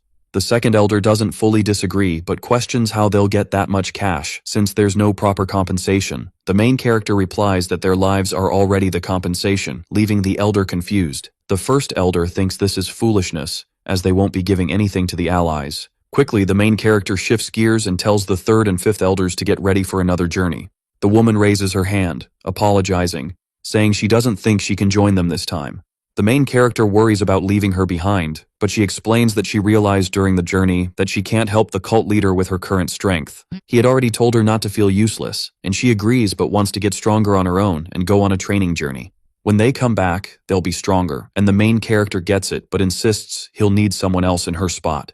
He thinks about bringing the second elder, but he's all, sorry, I'm tied up with the Mongu clan stuff, can't bail. Realizing how crucial it is to keep him around, the protagonist thinks it over and decides to grab one of the two less useful elders. He points to the fourth elder, saying he'll roll with them. Out of nowhere, the first elder yells that he can't help on this trip and tells the fourth elder to watch out and protect the protagonist. Annoyed, Kim's got thoughts of taking him out right then and there. The carriage rolls on with the crew, and the blonde decides to tag along. The protagonist asks why, and she's all, I can help the fifth elder. The redhead cracks up, saying the leader's brother's daughter asked, so he's got no choice. The coachman shouts that they've hit their destination. As they hop out, the protagonist thinks the place looks super sketchy for a mercenary hangout and wonders if they're in the right spot. The fifth elder confirms it is, revealing it's the place mentioned in the letter from the protagonist's brother. He figures someone's gonna show them the way. From a tree, Someone's watching and getting ready to shoot an arrow at the protagonist. The fourth elder spots something, ducks down, and takes the hit in his rib, blood spilling everywhere. Someone mutters that this is a letdown, and the fifth elder steps up, asking who's lurking around. The unknown figure says he thought Kim would be tougher since he's a guest of his master, but clearly he can't even dodge an arrow. He warns that if Kim tries to step into the Nangan Association, he'll be toast. The protagonist watches him with disgust, wondering if everyone here is really that nuts. The fifth elder, all serious, asks who's attacking them, and they find out it's their guide. But the long-haired dude says no matter how they look, he feels they're gonna bite the dust if they try to enter the association. Our gunslinger jumps in front of the fifth elder and says if he's the one guiding them, he better do it right. Someone like that should focus on the mission instead of yapping. The newcomer notices the protagonist's pride, but says there's a catch to entering. Someone's gotta prove their skills and pass a test. Our gunslinger stays quiet but seems to be on board. Behind him, the fat guy's struggling with the pain from the arrow. Quickly, the man says the test is easy and tells them to check it out. They need to hit the target up ahead. The protagonist asks why it's such an obvious target, and the newcomer says it's not that simple. He reveals there's another target hiding behind the first one. The protagonist freezes, realizing he has to hit one target while dodging another. The man, seeing Kim's confusion, decides to show how it's done. He readies his bow, aims with precision, and shoots an arrow at lightning speed, catching the gunslinger's attention. The arrow swoops down and hits the second target, missing the first. The impact is so strong that the object shakes. With a confident grin, the man says it's a piece of cake, and if they can pull it off, he'll guide them no problem. Then, he hands the bow to the protagonist, who declines, saying he'll use his own style to get in. Our boy points his weapon at the target. The guide realizes he's never seen a weapon like that before. A loud shot echoes, hitting only the first target. Someone bursts out laughing. It's the guide, who chuckles, saying he could never pull that off with such a basic tool. He tells the protagonist not to sweat it. Not everyone can nail that kind of shot right away. But then, more shots ring out, catching the long-haired man's attention. Our protagonist keeps firing, emptying his magazine.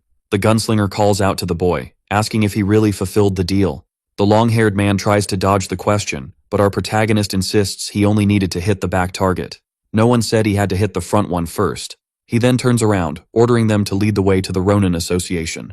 Totally tense, the guide agrees but says it's super late, so they'll head out in the morning. After a bit, the night gets darker. Footsteps approach a group, questioning if this is the spot where they saw our protagonist. As one of them steps up, someone shouts for his attention. It's the guide, asking where they rolled in from, since his master wasn't expecting more guests. With his hand on his quiver, he's all curious about who they are and what's up. Out of nowhere, the oldest dude takes charge and tells the archer he's with the Kunlun crew. He heard some peeps they're hunting just showed up and wanted to double-check the scoop. You can totally see the guide deciding to do a little background check before anything else. The woman on the poster? Unforgettable, straight up stunning. The dude on the next flyer? Clearly invited to the party. And the last poster?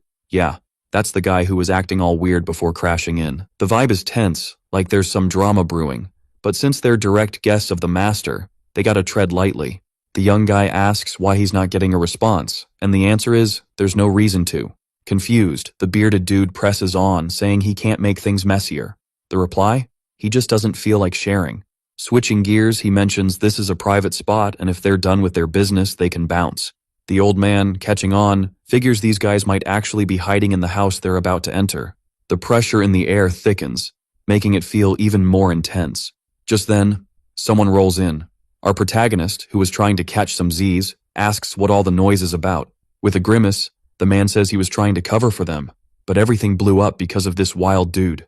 Checking out the newcomers, the escort leader orders the wanted posters to be brought out. He realizes the long-haired guy is exactly who he's been hunting, and the other one next to him? Probably the gang leader thereafter. Our protagonist stays quiet, staring at the ridiculous drawing, while hearing that the looks really match. The gunslinger, all serious and ticked off, calls him a punk and asks how he resembles that guy. Soon, judging by their threads, he figures they're the same ones who were causing chaos in the district and asks if they're looking for revenge.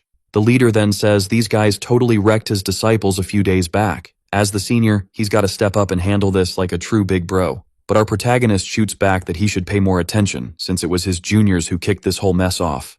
After getting wrecked, they went crying straight to their senior. He questions why he'd do that, since it's a total dishonor for a man. The bearded young man chimes in, saying that's not the case. They were jumped by some newcomers. If their faction's rep takes a hit, it's going to be a huge problem, and that's why he's stepping in.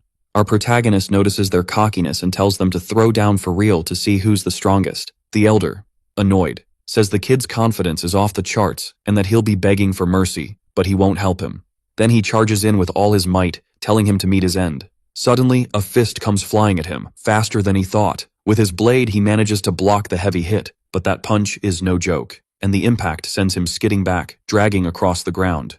The fifth elder, grinning, says he's got orders to follow and shouldn't rush in so fast. The other disciples are like, how dare he mess with his senior brother? But in less than a second, a bullet zips through and hits one of them in the head, taking him out instantly. The ally doesn't even catch what happened as his buddy's body flies back in a horrifying way. Seeing this, the newcomer can only wonder what just went down. Our protagonist, with the smoking gun, says this is a one-on-one showdown between men, and they can't interfere, even if they want to. Realizing the stakes, the elder agrees to the terms of the fight, so he charges at the fifth elder for a real duel. After taking the hit, the redhead comments that the speed isn't too shabby, but then throws a powerful punch back. He says there's a lack of strength and practice in his fighting style. Noticing the arrogance of his opponent, he decides to show the younger one how to really take someone out. Then, he gets ready to unleash the secret technique of the Kunlun clan.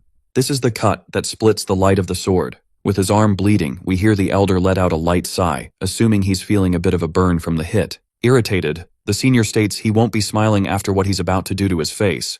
But our protagonist suddenly catches his attention with a wild strike coming his way. Soon he's questioning where the guy's looking, why the confidence. The boy realizes he dodged that sudden attack, but still got hit in the neck. Let's see if he can dodge the next one just as slick. Confused, the older dude asks how he dares to act this way in a one-on-one. The protagonist shrugs, saying he doesn't care. The battlefield's always unfair, and rules. What rules? Noticing the weird weapon, the man thinks he won't dodge in his current state. He raises his hand, saying if the protagonist's a martial artist, he should know the honor of a fight. The protagonist just laughs. Asking if he looks like an artist, he says he's just a killer. Getting called a killer. He says they'll meet again in hell when the man bites the dust. The elder tries to move forward, asking not to make him laugh. But with a quick shot, he and his weapon drop to the ground, hit hard. The shot grazed his shoulder, and the protagonist claims he's lucky. After all, he's a killer. But he's not a murderer right now, so he'll let him live. Giving a final warning, he says if the man comes after him again, Kim will make a hole in his head, and tells him to nod if he gets it. The elder, sweating bullets, curses the protagonist. A heavy voice then calls the older man a bastard, saying he ordered the kid to be taken out ages ago. He questions why he's still breathing. Turns out this is the main elder of the Kunlun clan. He tries to explain it's not what it seems, but gets cut off. The bearded man asks if he ever got permission to speak. The protagonist wonders who this old dude is that just showed up. He says it's all over and asks why he's here, which gets answered with the claim that, thanks to his authority, the kids in his family have been hurt. The problem only ends when he says it's over. The gunslinger thinks this is ridiculous and asks how he plans to take revenge. The man grins psychotically and says it's simple. Rip the protagonist's head off, and boom, problem solved. Loading his weapon, the protagonist asks if the old man's got the skills for that. The man insists it's better not to use that kind of weapon against him, saying it seems basic and shows weakness. Assuming the firearm is powerful but only attacks in one direction, he says if he can predict where it's coming from, he can block it easily. The protagonist tells him to give it a shot. Firing, we see the old man already in position to block the shot, but the protagonist hits the elder in front of him instead of the old man. With both shoulders bleeding, the man asks why he got hit so hard if the target was the old dude. With a psychotic grin, the boy replies that the man said he could block his bullet, so he figured what was in front of him could do the same. Realizing the boy's insanity, the older man gets even more desperate. The protagonist says there's no common sense in thinking one can block a bullet. He's seen people say that, and they all end up the same way, shot and dead. He tells his opponent to stay sharp and ready, firing metal toward the old man. But the man, with a bright look, clearly sees and splits the projectile in half. With a serious expression, he just stares at the gunpowder smell wafting to his nose. And with the bullet on the ground, he states he said that cleanly. Then, starting to laugh for blocking the protagonist's strike, he comments that it wasn't a big deal. The fifth elder, watching the scene, realizes this guy's a true monster for blocking an attack from his master. Kim, on the other hand, is in shock. After all, this dude did something that seemed impossible in his world. Sweating cold, he tries to convince himself it was just a fluke and aims again. But the old man declares it's his turn now and tells the protagonist to get ready as the sword flies toward his head. However, someone interrupts him, asking how he dares. It is the fourth elder who blocks the sword, saying it was just an insect landing on his skin. Behind him, the fifth elder leaps in like a beast, telling his bro to clean the blood off his skin. With a powerful downward attack, he strikes the ground, claiming he'll handle things from here. The old man has already moved far enough to keep himself safe, but from the cloud of smoke, the fifth elder pops up again, fierce as ever. He starts dueling the sword guy using only his fists. He's clearly strong, but then he realizes something that leaves him wide-eyed. His opponent is super fast and appears behind him, totally confusing him. He dodges the blade, but it's by a hair's breadth. Our protagonist knows this is a huge problem. Even the fifth elder's help might not cut it. They're moving so fast it's impossible to shoot. Suddenly, a thunderous sound comes in, breaking the sound barrier. Both elders notice and turn their attention to the projectile. Soon something is fired, hitting the middle of the battlefield and causing a massive explosion. The boy wonders what that was, as it's crazy powerful, almost like a bomb. When he looks closer, he's shocked to see it's just an arrow shooting lightning. He questions who could pull off such a slick attack. The elder asks who dared to crash his mission. Suddenly, a heavy voice says it's embarrassing for an elder to mess with kids, special guests of his brother. This dude claims he needs to take care of his disciples hiding around and suggests they should bounce. The other, however, says that makes no sense, as these are family matters he needs to settle right here. Facing the newcomer, he realizes it's a familiar figure. He notes that the man, carrying a bow, is seriously powerful. It's the dragon-slaying deity, who says it's time to spill blood on his turf. This monstrous figure, looking like a wall, starts moving slowly but with serious weight. The old man wonders why a legend of this level is here. The man, seeing the old man's face, thinks he must have an idea of who he is. But then he says if a bloodbath is needed to sort this out, he won't hesitate to deliver. The old man thought this guy had vanished into the martial arts world and died of old age. He questions how he's here, and the answer is he doesn't need to explain how it all ended. But he soon adds that the older he gets, the more he needs to sleep at night, laughing at the old man's face. The elder turns his back, ready to leave. Then he orders everyone to gear up, as they're bouncing right now. However, he warns the protagonist to remember one thing clearly. Those who dared to challenge him called him a venomous silk bug on fire. All whom he bit wished for death and felt agony like the fires of hell. Thus, the old man points his sword at the protagonist, saying this time he'll spare him out of respect for the elder named Gungshin, who just showed up. And the next time they meet, it'll end even worse. Our protagonist watches everyone leave in silence. He knows he can't let someone so dangerous walk away unpunished. The newcomer warns that he shouldn't stir up problems he can't handle. If he pulls the trigger, a continental war between the Kunlun clan and the sect will kick off. Trembling with rage, he calls his beloved disciple, questioning why he didn't bring him earlier and let this happen. The long-haired man tries to apologize, but the elder isn't having it and gets ready to attack. Our protagonist watches from afar, admiring how effective the bow is in physical combat. After a while, the elder approaches and asks why they came to the Ronin Association. The protagonist replies that it's nothing grand, he just wants to conquer the martial arts world of Murim. He's looking for allies to fight by his side, catching the elder's interest. The elder comments that his younger brother really sent someone interesting, Kim Gun, leader of the Mongu clan. With a smile, he questions if Kim really thinks he has the skills to conquer this world. After everything, he assures he'll take Kim to the spot, telling him to rest up for the journey tomorrow. The night passes and Kim, lying in bed, reflects. Someone has crossed a limit he never imagined. He wonders what monsters exist, since even the old man pulled off a crazy attack with a bow. He thought he could take anyone, but now he needs to rethink. At dawn, the older man asks if everyone's ready. The journey will be long and the carriage will take them, but Kim states that he's not going. He orders the fifth elder to gather allies, and the elders all, "What's the plan?" Kim spills the tea that while hunting for human shields he realized he needs something way cooler. The bearded dude asks, "What's that?" Kim drops the bomb that his bow and weapon are long range, but he needs to match the elder's strength. He asks the elder to teach him how to beef up. The elder raises an eyebrow, questioning the motive, clearly not vibing with the situation. The guy next to the master chuckles, saying it's no walk in the park being the disciple of the strongest dude with a bow. The giant smacks the disciple on the head, telling him to zip it. Kim pipes up that he's not looking to be a disciple, but he wonders if he's got any brotherly ties with the head of the Nokrim clan. The elder nods, and Kim drops the bomb that he's the younger bro of the elder's brother. Straight up he claims he's practically family, being the youngest in the crew, so there's no reason not to teach his bro, right? It's the elder's duty to show the younger how to get strong. The hairy dude tries to argue that this logic is whack since Kim's younger than his master, but the man thinks having 3 brothers is pretty epic. Now, they're a squad that's got each other's backs. The old man warns that if he follows the map in the carriage, he'll find the Ronin's hideout. When he gets there, he's got to flash the symbol to get in. So everything's gonna be better than he thinks, and the fifth elder thanks him on the spot. Tears in his eyes, he tells the master he'll be back soon with the job done, and our boy just wants him to bounce ASAP. The elder calls the protagonist the youngest, warning him he'll only get one shot. His training is going to be brutal. If he thinks the gunslinger's got no skills, that chance will vanish, and he'll teach nothing more. He asks if he's ready, and the answer is a loud yes. The man decides to drop a key technique for training. He explains that for long-range fighters, using tactics is a must. His image starts to blur from the insane speed. In that moment, he teaches how to keep a safe distance from the opponent, which is crucial for the fight.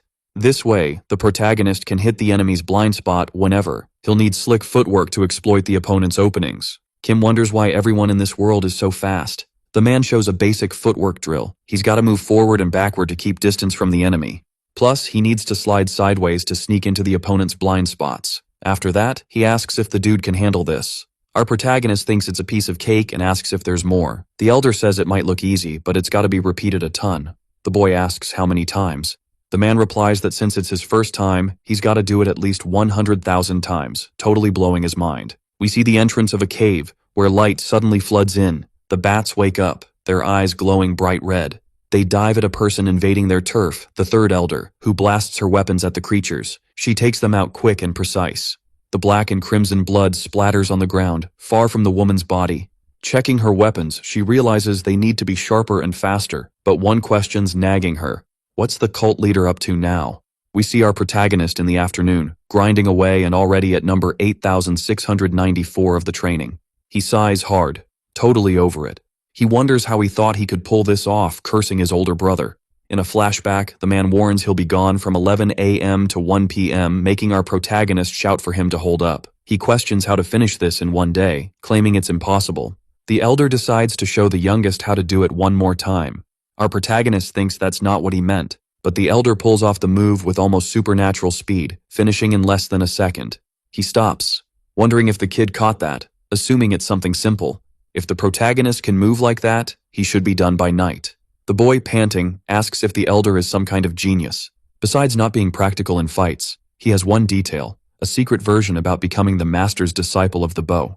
The long-haired disciple sees how sad it is that the protagonist thinks brute force is the answer, but seeing the effort he's putting in, he goes quiet for a moment. He pops up in front of him, saying it's super frustrating to see how he's training and orders him to actually follow the instructions. But our boy is all dramatic, claiming he's dying and tells the other not to say dumb stuff. Yet, regretfully, something makes our gunslinger's eyes go wide. Out of nowhere, a quick shot from the archer grazes the protagonist's neck, making his ketchup spill everywhere. But he just gets a tiny scratch. In a flash, he's behind the attacker, ready to throw a punch to the head. But he realizes his body acted on instinct, and he gets that if he keeps this up, no one will be able to touch him.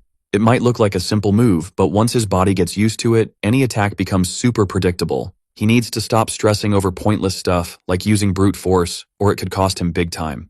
The disciple says goodbye, feeling bummed about having to teach something so basic to someone like him. The next morning, our protagonist hits 22,021 reps. His older brother rolls up, watching him train. He sees the boy is totally wiped out and realizes he hasn't hit that 100,000 reps goal yet. Gasping, the gunslinger shouts that it's impossible for a human to do this. He drops to the ground, determined to keep going, saying the old man can do whatever he wants. The elder praises the boy's hustle, but he shoots back that he's not done yet. Actually, the training is all about testing the youngest's mental strength. The biggest lesson is the willpower to never back down. With that, even a drop of water can split a rock. In the end, the elder sees the mental toughness the newcomer has built and feels proud. The protagonist listens quietly, soaking in the comfort of those words. The man notices that the protagonist's body is still too small to handle his technique, which confuses him. He explains that the body isn't used to channeling internal energy, which is key in martial arts. The giant tells the boy to sit in the lotus position. At that moment, he'll unlock all the protagonist's energy channels, a painful process he has to endure in silence. Chill, the protagonist asks him to explain what's about to go down. But suddenly the pain hits him out of nowhere. Opening all the energy channels causes an agonizing scream. The bearded man tells him to hold the pose and feel the energy flow. In his mind, he thinks about how fragile the protagonist's body is, wondering how he's still alive. Sometime later, as the pain starts to fade, the protagonist's veins bulge as impurities get kicked out. He feels a warm energy in his belly, called danjun. Now they're going to train the body's will and toughen the mind. The elder tosses a book in front of him, packed with techniques to get the energy flowing right. Then, he throws a precious elixir to nourish his foundations. Catching the awful smell, the protagonist asks what it is, and the old man warns that the most brutal part of his life is about to kick off. If he doesn't quit, he'll make sure the boy becomes someone totally different. The elder asks if he's ready for the lessons. With a confident grin, the boy says that even if he gets crushed and destroyed, he'll keep pushing to get stronger. A few days later, the fifth elder shows up, worried about the protagonist being alone with the giant. The chubby one thinks everything will be fine since they know him well. The blonde chimes in that the leader is strong, calming the redhead a bit. The green-haired disciple clears the dirt while watching the transport roll in. The horse yawns, and the fifth elder hops out, calling for his brother. He asks the disciple where the cult leader is. A bit tense, the man replies that he's probably at the waterfall, a few kilometers away. The redhead bolts off so fast that the ground shakes. At the waterfall, our protagonist is grinding hard. When the fifth elder arrives, he shouts that he finally found him. But seeing the scene, his eyes go wide, wondering what's going on. He feels a strange energy coming from the leader, glowing with a steaming blue, like pure flames. The new protagonist steps out of his retreat. The elder, surprised, widens his eyes. He's super stoked about the master's new vibe. Suddenly, the blonde and the chubby one show up to see what's happening. The strong gunslinger steps up confidently, adjusting his coat to hide the demon tattoo, realizing everyone's here. The blonde girl blushes at the new look. Kim comments that it's been a minute since they last saw each other, and we notice he looks uglier than ever. The story takes us to Clan How, where a man questions whether the dude in front of him really helped the protagonist's crew, since he didn't resist the threats. The subordinate admits he messed up and offers himself as a loyal dog if he gets spared. The seated dude realizes the cult is racking up enemies all over the country. If this keeps up, there's going to be a reason to take out the leader. No sweat. Back to the protagonist's training, where the redhead spots something. Noticing the blonde is vibing with his brother, he feels a bit down, but then gets asked why he rolled in solo. The leader told him to grab some strong fighters to back him up. The fifth elder says it's totally understandable to have doubts. We flash back to him stepping into the Ronin Association's hall. There he shows off the mark of the god of the bow, looking for some serious mercenaries. The receptionist asks why he needs them. Feeling a bit intimidated, the redhead snaps back, asking why he should explain, and the guy, looking scared, says it's just protocol. He lets him know they can request mercenaries, but the redhead insists that would take forever. Yelling that his leader is out there all alone in a sketchy spot, he needs to get this done fast. The fourth elder realizes the dude in front of him is his brother, but thinks he's a total goof for thinking that way. The muscle-bound guy then asks for paper and pen. He starts scribbling something that we'll see later. He tells them to stick the message on the job board. The subordinate grumbles while obeying, saying he should be avoiding this kind of work. On the paper, it says anyone stronger than the cult leader can challenge him, with some silly jabs that make the paper giggle. This is the fifth elder's plan, but he ends up getting slapped in the face, making blood spill. The protagonist realizes this wild card is just bringing more chaos for others to deal with. But he thinks this could be a win, since he's trained hard and now it's time to flex his strength. A bit later, the older brother asks if he's heading back to the cult, mentioning they've been chilling there for a hot minute. The old dude says if the youngest needs some muscle, just send a message, and he'll swoop in, even if it's a huge mess. To seal the deal, he hands over his little disciple to tag along with the protagonist for a bit. Time to level up outside. He's learned a ton from his mentor, but now he needs to figure out life solo. The long-haired guy warns the protagonist not to get too full of himself, since he didn't want to go, but he gets smacked with a solid punch to the head, making his teeth rattle. A few days later, people roll up to the spot, chatting about the rumors of the wrecked cult and wondering where this confidence is coming from. The mustached dude claims it's the perfect moment for his brother to show off his skills, and the other says it's time to unleash the power of the black dragon. Suddenly, someone bumps into his shoulder, getting on his nerves. He turns around, glaring at the bold one with pure rage. The ugly giant asks who dared to call him out. In front of the Mangu clan, a crowd gathers to see the real strength of the cult leader. The bald first elder wonders what his master did to pull in so many fighters. With a shout, the fifth elder announces the protagonist's arrival. The previous dude sees his chance and decides to make a solid impression. He strides up to the leader, saying he doesn't know where he came from, but he'll have to fight for that title in a battle to the death. The gunslinger, however, just slaps the guy hard in the face. He wonders who this fool thinks he is, talking to him without a care. Then, the ugly one tells everyone to listen up. Those who lose will join the Mangu cult and pledge loyalty to him. But if someone manages to take him down in a fair fight, the protagonist will hand over his leader title to the victor. Before that, respect in the fight is a must. So whoever wins gets a shot at the leader, and the first battle kicks off between a fat bald dude and our muscle-bound hero. The redhead, Chill, says they're newcomers and will let the bald guy throw the first punch. Irritated, the bald dude plans to knock some sense into the redhead's thick skull. But when he sees the punch coming, the elder's eyes go wide. He lands a brutal punch right on the bald guy's face. Confused, the bald dude wonders what just happened. He thought he was supposed to attack first. But the redhead quickly says there are no rules in a fight. The protagonist laughs, seeing that his friend really picked up some skills. After the win, the redhead, all confident, orders them to move on to the next fight. Another dude goes down with just one punch. A third one goes down fast with an attack just like the last. And another match wraps up with a killer kick. Out of nowhere, someone raises their hand, claiming they've got an issue since there are no rules about fighting just him. This dude wants a duel with the archer chillin' next to the cult leader. The long-haired archer grins, totally ready for the showdown. He starts to mess with the brother's disciple, who's all fired up to show what he's got. Before long, both are in the arena, hyped for the duel. The guy says it's impossible to shoot with that much confidence in this space, claiming he's taking the disciple's spot today. The archer quickly fires back that if he doesn't attack, he'll take charge of the whole thing. The fighter's kinda shocked to see his opponent's got 3 arrows ready to go. He wonders if more arrows will actually change the game. But when he shoots, the arrows zoom straight at him. Watching closely, the swordsman realizes those arrows are moving like they've got a mind of their own. He ends up getting tagged right in the chest. Soon, the long-haired dude asks who's next to step up and fight him. We hear a familiar laugh saying it's wild to see them here, since he showed up as a last resort to keep things fair. Taking the cult leader's spot and wrapping up this drama seems like the best move. That way, he can kill 2 birds with 1 stone. The archer says if the old man isn't planning to fight, he should bounce. If a fight's what he wants, he tells him to attack already. But our boy says that's not needed, since he's found someone to test his new skills. This time, the gunslinger, uglier than ever, is ready to take on the whole battle.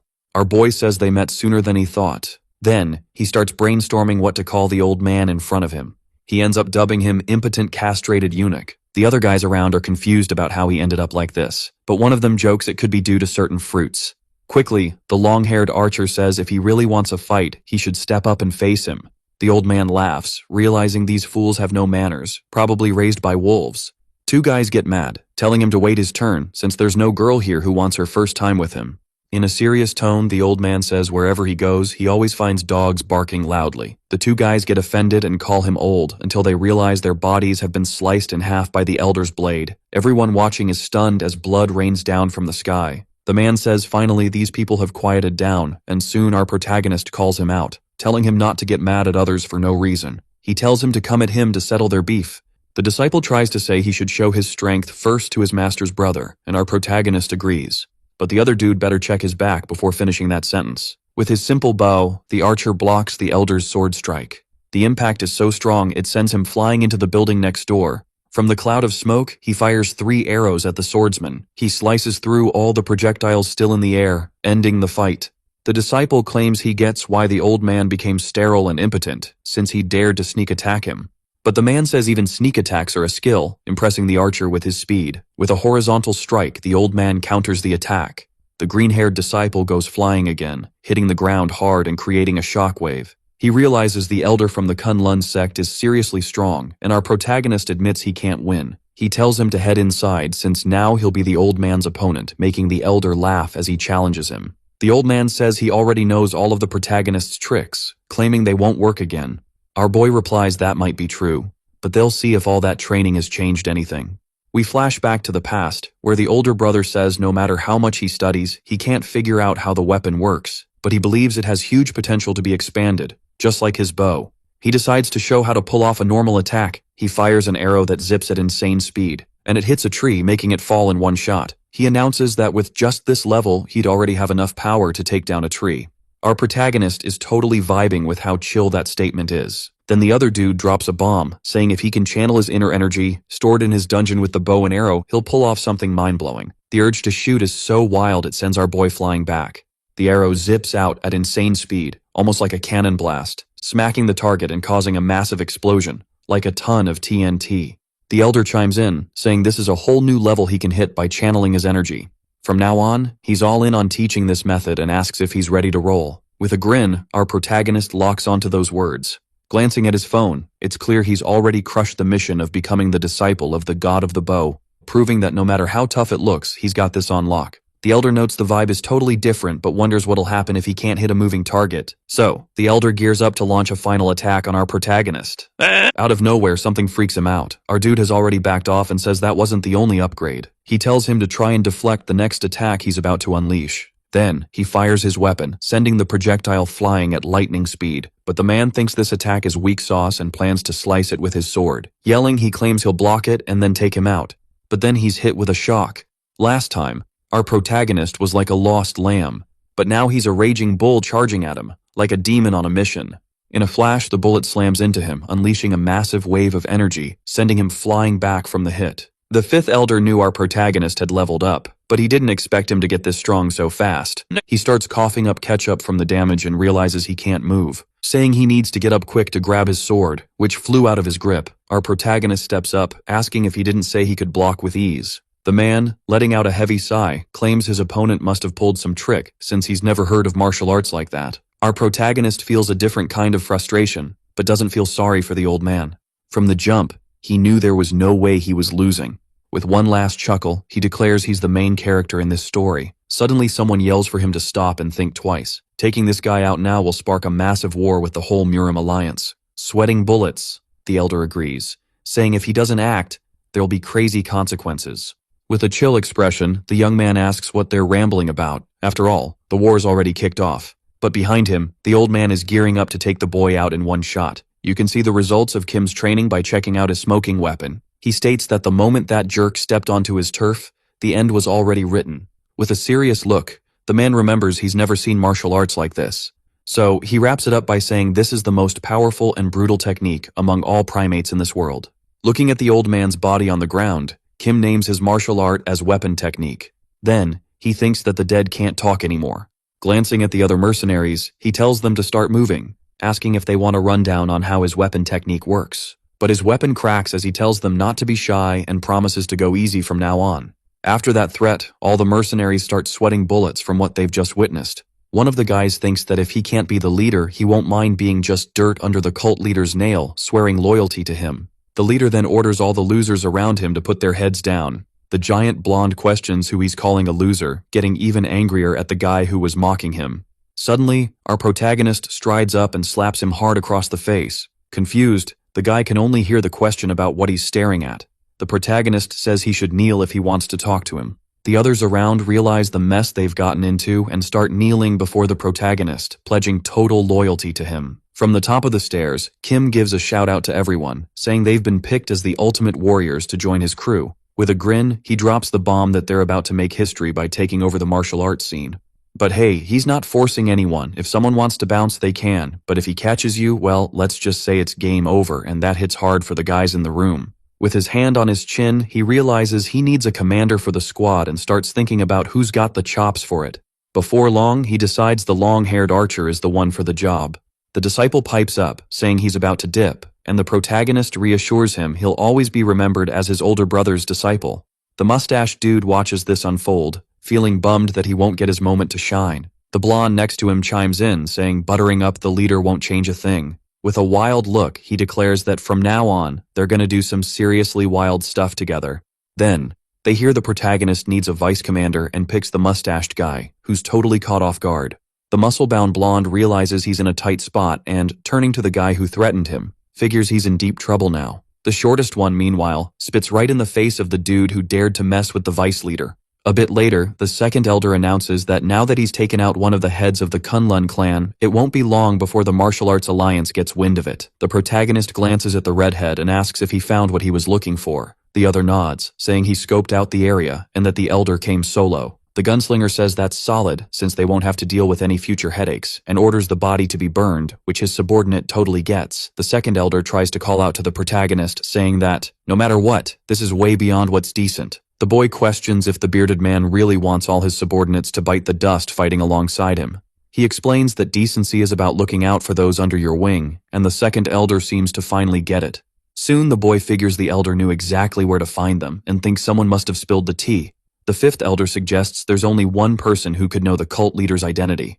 The protagonist cracks his neck, remembering the only dude who saw his face for ages, the manager of the Hao clan, who's now wondering why he's been summoned. Quick as a flash, this skinny guy gets a direct punch to the mouth, sending ketchup flying everywhere. Kim asks the guy in front of him what their deal is, and the answer is, they're supposedly friends. But in his head, he's thinking he's not a punching bag and can't just roll with it. Our protagonist believes friends should have each other's backs, but his ally seems to have flipped the script for his own gain. Determined to show what real friendship means, he makes the guy scream in despair, claiming his family's been kidnapped and he won't let that slide again. With his arms crossed, our protagonist wonders what to do, since a traitor doesn't deserve trust. But if this dude gets a shot, he promises to be the loyal dog of the cult leader. Hearing the man barking, our protagonist questions if he really enjoys this kind of drama. Suddenly, someone shows up, asking whose barking they heard. After confirming it's from the manager of the place, Lady of the Moon, known as Jin Wool, steps in. Our protagonist wonders if she's really the leader and what she's doing there. With a serious vibe, he listens as she says, if there was any mix-up between the manager and him, she'll offer a sincere apology and wants to chat privately with the gunslinger. Sitting down, she admits she broke the protagonist's trust. He fires back that he almost faced some serious losses because of this, and she gets it but emphasizes that the contract only benefits him, not both. She questions if they should take responsibility for the mistakes he made. Kim knows this is true, since he never planned to repay the manager's favors. The woman warns that she's not here to question the leader like that. Getting closer, she reveals she has a huge favor to ask of the boy. If he can pull this off, she'll guarantee the world he dreams of. Curious, he asks what it's all about. She mentions she heard his dream is to take over the martial arts world, but with the current vibes, that's a no-go. Confused, he asks what she means, and she breaks it down, saying that in his current state, it's just not happening. But with her backing him up, she promises to make that dream a reality, and it'll be a wild ride. But there's a twist to her request, one that's risky and could mess with some serious stuff, like the lives of his crew and the cult. If he goes for it and pulls it off, she'll hook him up somehow. The protagonist is left wide-eyed, trying to process all this. The woman steps in close, and the manager feels the tension turning a bit romantic. With her face just inches away, she insists that no matter what, she'll do everything to help him conquer the martial world. This unexpected closeness makes the protagonist's cheeks flush. The manager, feeling a bit annoyed, realizes he's backed away from his beloved master. The woman asks how he's feeling and if he's ready to handle this. Still blushing, the protagonist tells her to hang on, because with his life on the line, he needs to know what's up. She says it's simple and spills that she wants to find her younger sister, who went off on a quest to the mysterious Beast Palace. This request is basically an order to get info for some powerful folks. The place is super isolated, making it tough to get the scoop. Rumor has it, the palace peeps vibe with all kinds of animals. Everyone knows this because the beings there, along with the animals, don't play nice with newcomers. Many sects have tried to befriend this palace, but all who dared to step foot there ended up meeting the same fate, death, for messing with a forbidden zone. Curious, our protagonist asks how she had the guts to send her sister to such a wild place. The woman replies that she had no choice, since those asking for the info were tied to the Martial Alliance. She tried to say no, but the pressure was so intense they even torched her house to get what they wanted. After hearing all this, the gunslinger goes quiet, feeling that kind of pain. Back at the cult, he says he'll meet the Moonmaster's sister the next day. The second elder tries to talk him out of it, reminding him that this place has been off the radar for the martial arts world. Even the usually chill first elder warns about the dangers of a mission like this. Our protagonist, deep in thought, asks the opinion of a third elder who just rolled in after her retreat. She seems the same, but her vibe is almost ghostly. Not even the redhead feels any hostility from her, wondering how her leader pulled off such a chill aura. With a smile, the woman is stoked to see him again, noticing he's changed a bit during his time away. Affectionately, the boy asks what she thinks about the whole situation. She says her take isn't much different from the other elders, but she gets the Moonmaster's feelings. Everyone's lost important family members because of the Martial Alliance, and they know that pain. That's why she wants to help the Lord of the Moon with this tough mission. The second elder tries to warn about the palace's dangers, but he gets cut off by the protagonist. He says that those who love animals can't be all bad. The bald man then chimes in, reminding him that even nature lovers can be shady. Suddenly, the gunslinger slaps the bald man across the face, saying there will always be those who embrace their dark sides. The bald man thinks the protagonist is the biggest jerk he's ever met. A bit later, we see our protagonist chilling in bed with his little dog, feeling bummed about not having time to play. He says he'll need to head out again and asks if his buddy can hang tight a little longer without him. The little dog, looking sad, shows he misses his owner. With a smile, the protagonist reassures him, promising to bring back a ton of goodies, and tells him to play a bit. He watches as the puppy happily dashes out, realizing that having the little guy is a total blessing. Later, the protagonist's crew is trekking toward the location. He looks worn out and wonders if they really have to walk this much. The third elder explains that this is why no one goes to the palace, since they can't even think about taking a carriage, which would be way too obvious. The redhead feels the air heating up as they climb, which is kinda weird. Meanwhile, the fat guy collapses, begging to be put out of his misery, unable to handle the exhausting trek. Suddenly, the fifth elder spots something that totally grabs his attention. It's a river that can refresh them, and our protagonist asks the cult leader if they can chill for a bit before moving on. He's already accepted and dives headfirst into the water, eyes wide open. Showing off his bod, he says he can breathe easy now that he's feeling fresh. The third elder blushes, realizing the gunslinger's physique is one of his best features.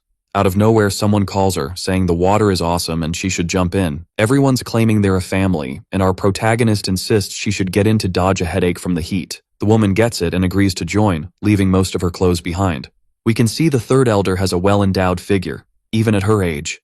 A rustle in the trees catches her eye, looking like a blur. She widens her eyes and looks that way, daggers ready, alerting everyone about possible danger. Our protagonist, confused, watches as a small injured fox limps toward him. The laughing men claim they caught the animal, saying it's just a dumb beast. The little fox flops at the protagonist's feet, trusting him with its life. He remembers his past as an assassin when he found his beloved puppy, Mongu. One of the men says they shouldn't mess with the prey since they worked hard to catch it. Our protagonist asks what they plan to do with such a fragile creature. The men say they'll cook or sell it, but that doesn't sit right with the protagonist. One of them tries to grab the fox, telling the boy to worry about himself. Suddenly, our protagonist yanks the man's hair, gearing up for an attack. He delivers a knee strike to the head of the one who dared to mess with the animal. With a fierce look, he asks what they'll do if he doesn't want to care for himself, but for the little fox instead. Seeing their leader attacked, the others rush in, but he stays calm, just watching. Suddenly, his eyes widen, ready to spring into action. A flurry of punches takes down everyone at once, no sweat. After the chaos, the newcomers try to chat with our boy. He finds out the Martial Alliance ordered the capture of the fox, but wonders why they want such a tiny creature. A fat stack of cash was offered, which made them jump at the chance. Irritated, our protagonist realizes they took the job without knowing the plan. He chills out and says they should bounce from there fast. A guy asks if they can keep the fox since they spent months catching it. The protagonist, glancing at the little creature, says that might be fair. But then he remembers something, and the man thanks him. Quickly, he gets a kick in the face from our buddy Kim, who says he forgot to teach those guys a lesson so they never pull this again. Night falls, and everyone has a chill dinner. Our boy watches the little creature and asks if it's normal for her to be so tired, and if she's hurt bad. The third elder replies there's no need to stress, as she's already done basic treatments that will help the little one wake up later. But the girl warns that tomorrow they'll enter enemy territory, so it's better to be on guard from then on. The boy mentions they don't have much info about the sister of the Moonlord and asks how they plan to find her. The third elder says they'll gradually move into the area to scope out the deeper parts. The redhead wraps up by saying he'll go with his sister to map things out, letting the protagonist come in later. But then, the boy notices something sketchy. The fat man is just munching away instead of fighting, and questions if he has any reason for that. The man looks sad, feeling like an overweight dude who can only defend himself, without causing any damage. Suddenly, everyone hears footsteps approaching, grabbing their attention. It's an animal with huge, monstrous paws, which turns out to be just a regular wolf. However, the fifth elder notes that this creature is bigger than any he's ever seen. The elders insist they'll handle this and protect the cult leader no matter what, but the boy says they don't need to freak out. He assures just by looking that it's a lost animal and there are no signs of evil vibes. The redhead, sweating bullets, says the situation seems sketchy and they should head back fast. Noticing this, the boy says he has a special job for someone, the fourth elder, who will take care of the lost animal. But the fat dude thinks the animal isn't lost, but is ready to pounce. Shaking like a leaf, he tries to get the cult leader to see that the creature is just hungry. But the main guy insists it's just a lost animal, and if he shows some real vibes, the creature will get it. The fat dude decides to roll with the leader's words and slowly reaches out his hand. He calls the wolf a good boy and promises he won't hurt him. The creature, looking chill, comes closer and starts sniffing the fat dude's hand. The elder cracks up, realizing the leader was spot on and admits he should have thought twice before judging. But out of nowhere, the massive creature bites down on the fat dude's head in one swift move. Things get wild, and it starts tossing the fourth elder around like a rag doll. Kim, watching all this go down, realizes he might have been wrong about it being a lost animal. Suddenly, at the camp, the little fox wakes up and yawns. She hops onto the main guy's shoulder, trusting him more than anyone. Noticing the movement, the giant creature stops shaking the fourth elder. It howls at the moon, summoning some mysterious fire vibes. The others guarding the cult leader say things just got serious, and they need to bounce ASAP, but the boy whispers he's seen enough and tells them to chill. Then, he says it's just a goofy creature that hasn't been trained yet. The woman tries to jump in, but her brother stops her. He says they gotta trust the leader, cause he knows what's up.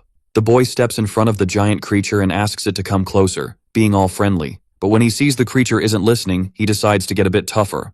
Calling the wolf Nabi, Kim tells it to sit, pointing his weapon at the creature. The monster lunges with its claw toward the boy, ready to attack. Noticing this, the main guy gets ready to shoot, while the little fox beside him keeps an eye on the creature. Then, something wild happens, leaving the elders totally shook. The gunslinger, all smiles and unharmed, tells them to take a good look. Turns out, real sincerity actually works in moments like this. Petting the belly of the massive beast, he calls the wolf a good boy, and the redhead quickly comes over. The third elder realizes it wasn't sincerity that stopped the attack aimed at the leader. The creature suddenly freezes, as if it spotted something special in the fox. It felt, for a moment, an unexplainable vibe coming from the little animal. With a genuine smile, he says there are no truly evil animals. Then, he jokes that the wolf probably thought the fourth elder was a wild boar. The fat dude feels bummed, realizing this is all on him. Soon, our main guy asks his buddy to grab his sister's stuff, which he's sure he'll do. With a cloth in hand, the boy asks if the wolf can sniff out some familiar incense. Right away, the wolf starts walking in one direction, and our main guy realizes they're being led. But the woman says before they move, something needs to be handled. They've been spotted and got some unwanted guests. With a serious look, she gets ready to attack, jumping from tree to tree with mad skills, like a ninja. She positions herself under the moonlight and launches a bunch of projectiles that hit the heads of the surrounding foes. Calmly, the maiden lands on the ground, while her enemies drop like flies. Our boy realizes her training has really paid off. But way too many unwanted dudes have shown up. With a confident grin, he says the number might be cute, but wonders what they'll do against his weapon.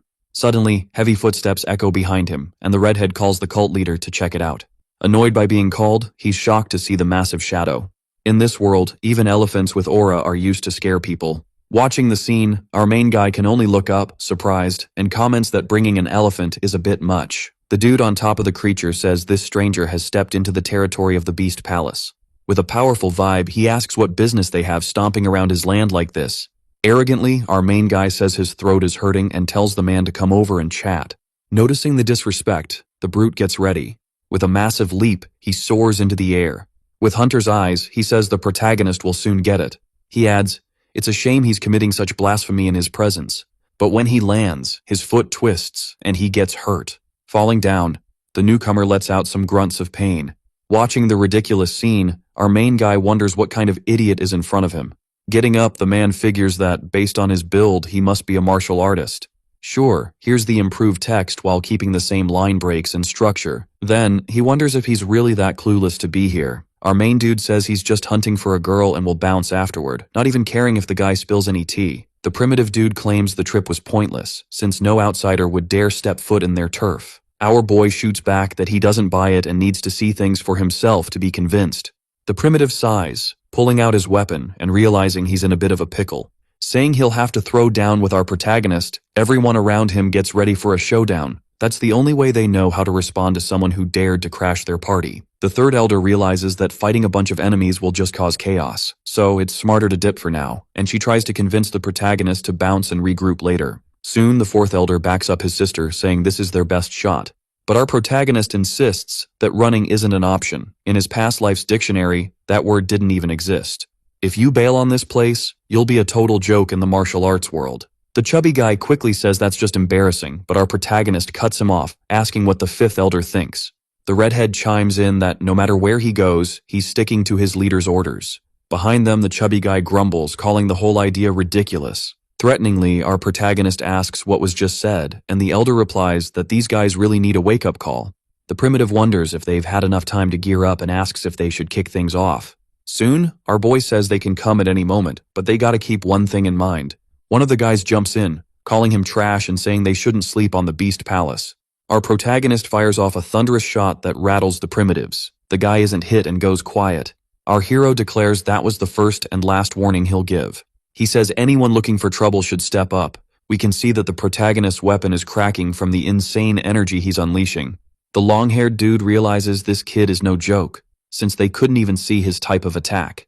This power was so wild, it even shattered an ancient tree with one shot. If they let this martial artist get any closer, their arrogance could cost them everything. Suddenly, he spots something that grabs his attention. Telling everyone to chill, he asks why the shadow fox is hanging with our hero. The protagonist says he helped the little one and isn't about to ditch her now. The man says he's not your average martial artist and wonders how he got picked by such a creature. Soon, he'll make it a point to officially invite him to be a guest at the Palace of Beasts. Sometime later, we see our hero's crew being led to the spot. Looking around, our protagonist notices there aren't as many animals as he thought there'd be. He asks if they're almost there, and the answer is that they've already arrived. Our protagonist's eyes go wide when they're welcomed. This is the Palace of Beasts of Naman. The little fox, looking nervous, crawls into the protagonist's clothes, leaving just its head poking out. The man says the shadow fox usually rolls solo, which is why it's rare to see one, but it seems to vibe with the boy already. Then, he says he gets it, but has one serious question. He wonders why he feels so many eyes on him all of a sudden. The man replies that it's rare to see a shadow fox, and they're all curious why he's there. Suddenly, our protagonist looks up, confused by the wild sight above him. A tiger is soaring through the sky. The creature lands carrying a giant on its back. The dude is super strong, and the tiger looks increasingly ready to pounce on our protagonist. This is Samusik, the lord who protects the Palace of Beasts. Watching, our protagonist wonders how someone can be that massive and feels bad for the animal with him. The man, on the other hand, calms his huge cat with a gentle pat on the head. Approaching our protagonist, he says he's the first person he's seen the shadow fox trust enough to open up. With a big grin, the bald man says our protagonist is totally worthy of staying at the Palace of Beasts, if he wants. Seeing the little creature up close really makes him question how something so tiny can be so adorable. He heard from his crew that he's looking for a girl, but honestly, he says they're the only newcomers around. Our protagonist is down for any help they can offer to find the girl. If they can't, he'll just call on his trusty wolf, Nabi, to sniff out the woman's scent. One of the guys throws out that the girl might have vanished near a spot where some sketchy folks hang out. That makes sense, but it leaves our hero scratching his head.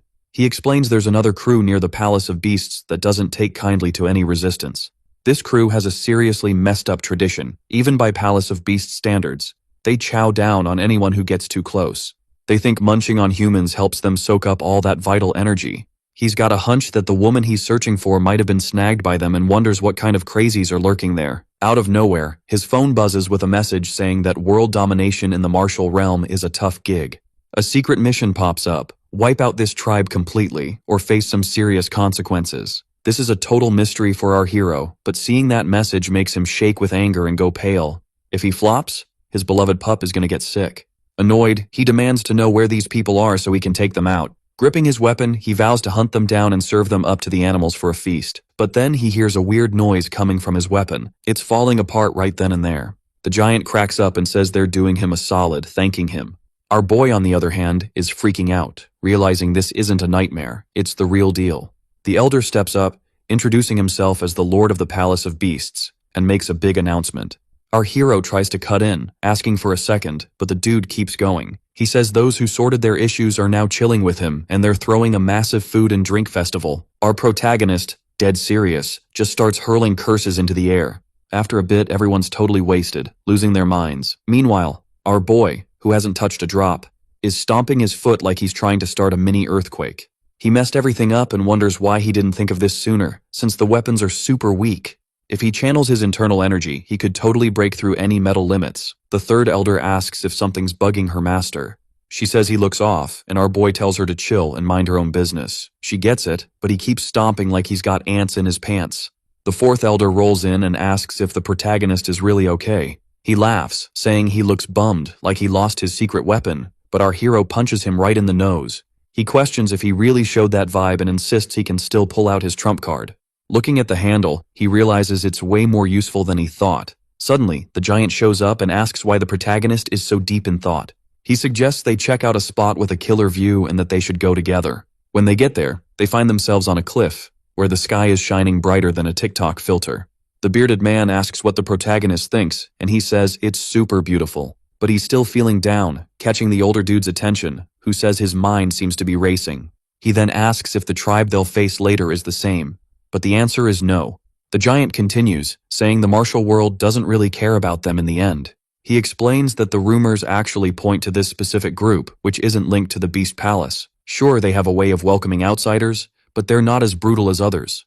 There's a clear difference in how they treat newcomers. If a stranger steps into their turf, they're toast. No questions asked. But the groups do share some similarities in looks, clothes, and lifestyle, which gets confusing. If this keeps spreading, one day the village might get torched out of fear of martial artists. Our boy says these people are the worst and asks why they haven't sorted this out yet. The older man replies that it's not as simple as our hero thinks. In the district, there are tons of smaller tribes around. He tried to warn about the issues, but only managed to score a temporary peace. That's why he's worried that if they attack, the other tribes will freak out about retaliation from the leftovers. No matter how the old man sees it, he always wanted to bring peace to everyone around him. When the protagonist offered to help resolve the problem, he felt both grateful and scared. Kim, hearing this, goes quiet for a bit. Then he stands up, saying he'll handle the situation, but it's not going to be free. If he ever needs a favor, no matter what, he's got to come through for them. He asks if that's a solid deal, and the answer is yes, obviously. The gunslinger says he'll bounce first, and that's when the little fox finally shows up. The muscular dude questions if the fox was chillin' with the protagonist the whole time and says there's no need to hide it. But the boy didn't even know his furry buddy was tucked away in his clothes. He asks why everyone's freaking out over the fox, and the older guy decides to break it down. He says the Beast Palace was built because of the Shadow Fox. Back in the day, it was chaos, with lives lost every single day. That all changed when the first ancestor of the palace showed up, bringing peace and a new vibe. But there was a secret player. The ancestor of the Shadow Fox was right there with him. The real deal is that the fox isn't just a pet, it's the legendary sword. It can split seas and slice the land in half. Hearing this, our protagonist is shook to realize he's got such a legendary creature with him. The man hasn't seen the legend himself, but he believes the stories must be true. Looking at his little buddy, he wonders if she really is the legendary sword. Then he asks the elder how to transform her, but the old dude isn't sure. He says if he vibes with the Shadow Fox, she'll turn into a sword based on his will. The next day, the palace is chill. Our boy wonders what's up with everyone at that moment. He asks if the fox knows how hard he's been trying to send telepathic messages, and then wonders if her only charm is being adorable. The giant rolls in and asks if he's still trying to get cozy with the little creature. He says the protagonist has a bunch of friends, but questions how to level up the bond with the animal. He tries to remember if the boy has any special connection with a pet, and our boy flashes back to when he brought his puppy home for the first time. Then, he wonders if the little guy in front of him has a name. Our man tries calling the puppy a bunch of nicknames, and if any stick, awesome. After a few tries, the puppy finally perks up at the name Mangu, which becomes his official title. The protagonist realizes the pup is totally into this choice. Then, he thinks about giving a powerful name to his new pet. He considers calling her AK-47, but the little fox looks bummed, and he notices she's not feeling it. He throws out other weapon names, but none hit the mark, and he concludes they're all terrible. He decides to look for something special about the fox to name her. Observing, he realizes she's super cute and decides to call her Princess. Suddenly, the animal leaps onto him, clearly loving the name. Stoked. The protagonist feels he's bonded with the little creature and says now that they're tight, she should help him whenever she can.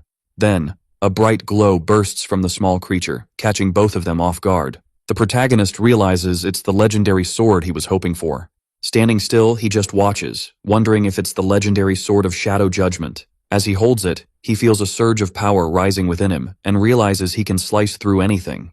With a fierce look, he asks the man if this is the right weapon, feeling an intense urge to fight. The old man, spooked, goes quiet, sensing the sword's presence. Later, he admits he wasn't sure if he should react this way, finding everything kinda scary. Soon, the bald dude realizes they're lost and decides to lean on one of his guys. This is his youngest son, who'll tag along and give them direct backup. His sword skills are insane, and the boy's name is Samurai, making the protagonist wonder if he's for real. The elder warns them not to underestimate the enemies, who are pros at hunting humans. No one knows what tricks they might pull to trap and devour them. The boy, Chill, says he's already used to this, so there's no need to stress. Plus, he's got major backup. His little friend, the legendary sword, which he can now wield like a boss. The group moves through the woods, and the boy asks if they're almost there. Looking ahead, he sees they're totally exposed, easy pickings. The gunslinger readies his weapon and fires in their direction. The blade slams into the guy's food basin and stops at a tree way off in the distance. The boy laughs, saying they're dumb for munching on humans when the sun's shining bright. Grossed out, he wonders if human meat is actually tasty for these heartless losers. But one dude insists the food is just beef. Everyone's shook and the protagonist chimes in that it doesn't really matter. Eating a cow is still messed up, especially when they didn't think about the calves. Samurai realizes the protagonist actually cares about animals, which is kinda sweet. The skinny guy swears he's not lying and dares him to at least give it a shot. The meat looks shiny but super sketchy. The fourth elder doesn't catch on and digs in like it's a 5-star meal. The protagonist notices the fat guy is loving it, acting like it's a feast fit for a king. He decides to take a tiny bite to see if it's worth the hype. As he takes a nibble, he feels something wild on his taste buds. And bam, he realizes it's crazy delicious no matter how he tries to spin it. But then he wonders if those cannibal tribes are even supposed to be around. The long-haired dude doesn't get it and asks why he's curious. Our boy says he's trying to track them down to end this madness with a sword among the bodies. The guy claims he knows where the tribe hangs out and suggests a path, but our boy wants the details. But the dude, totally playing him, says the path is where they are.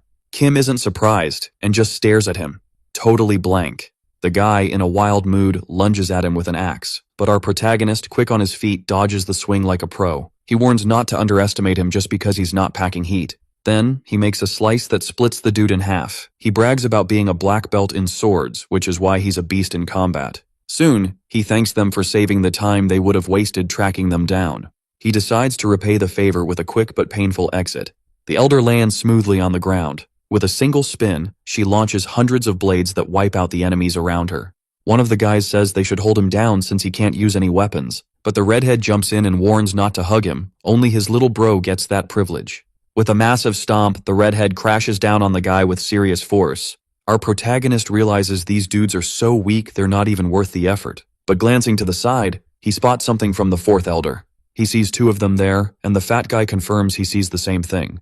Our video ends here. If you liked it, leave your like. See you next time. Bye bye.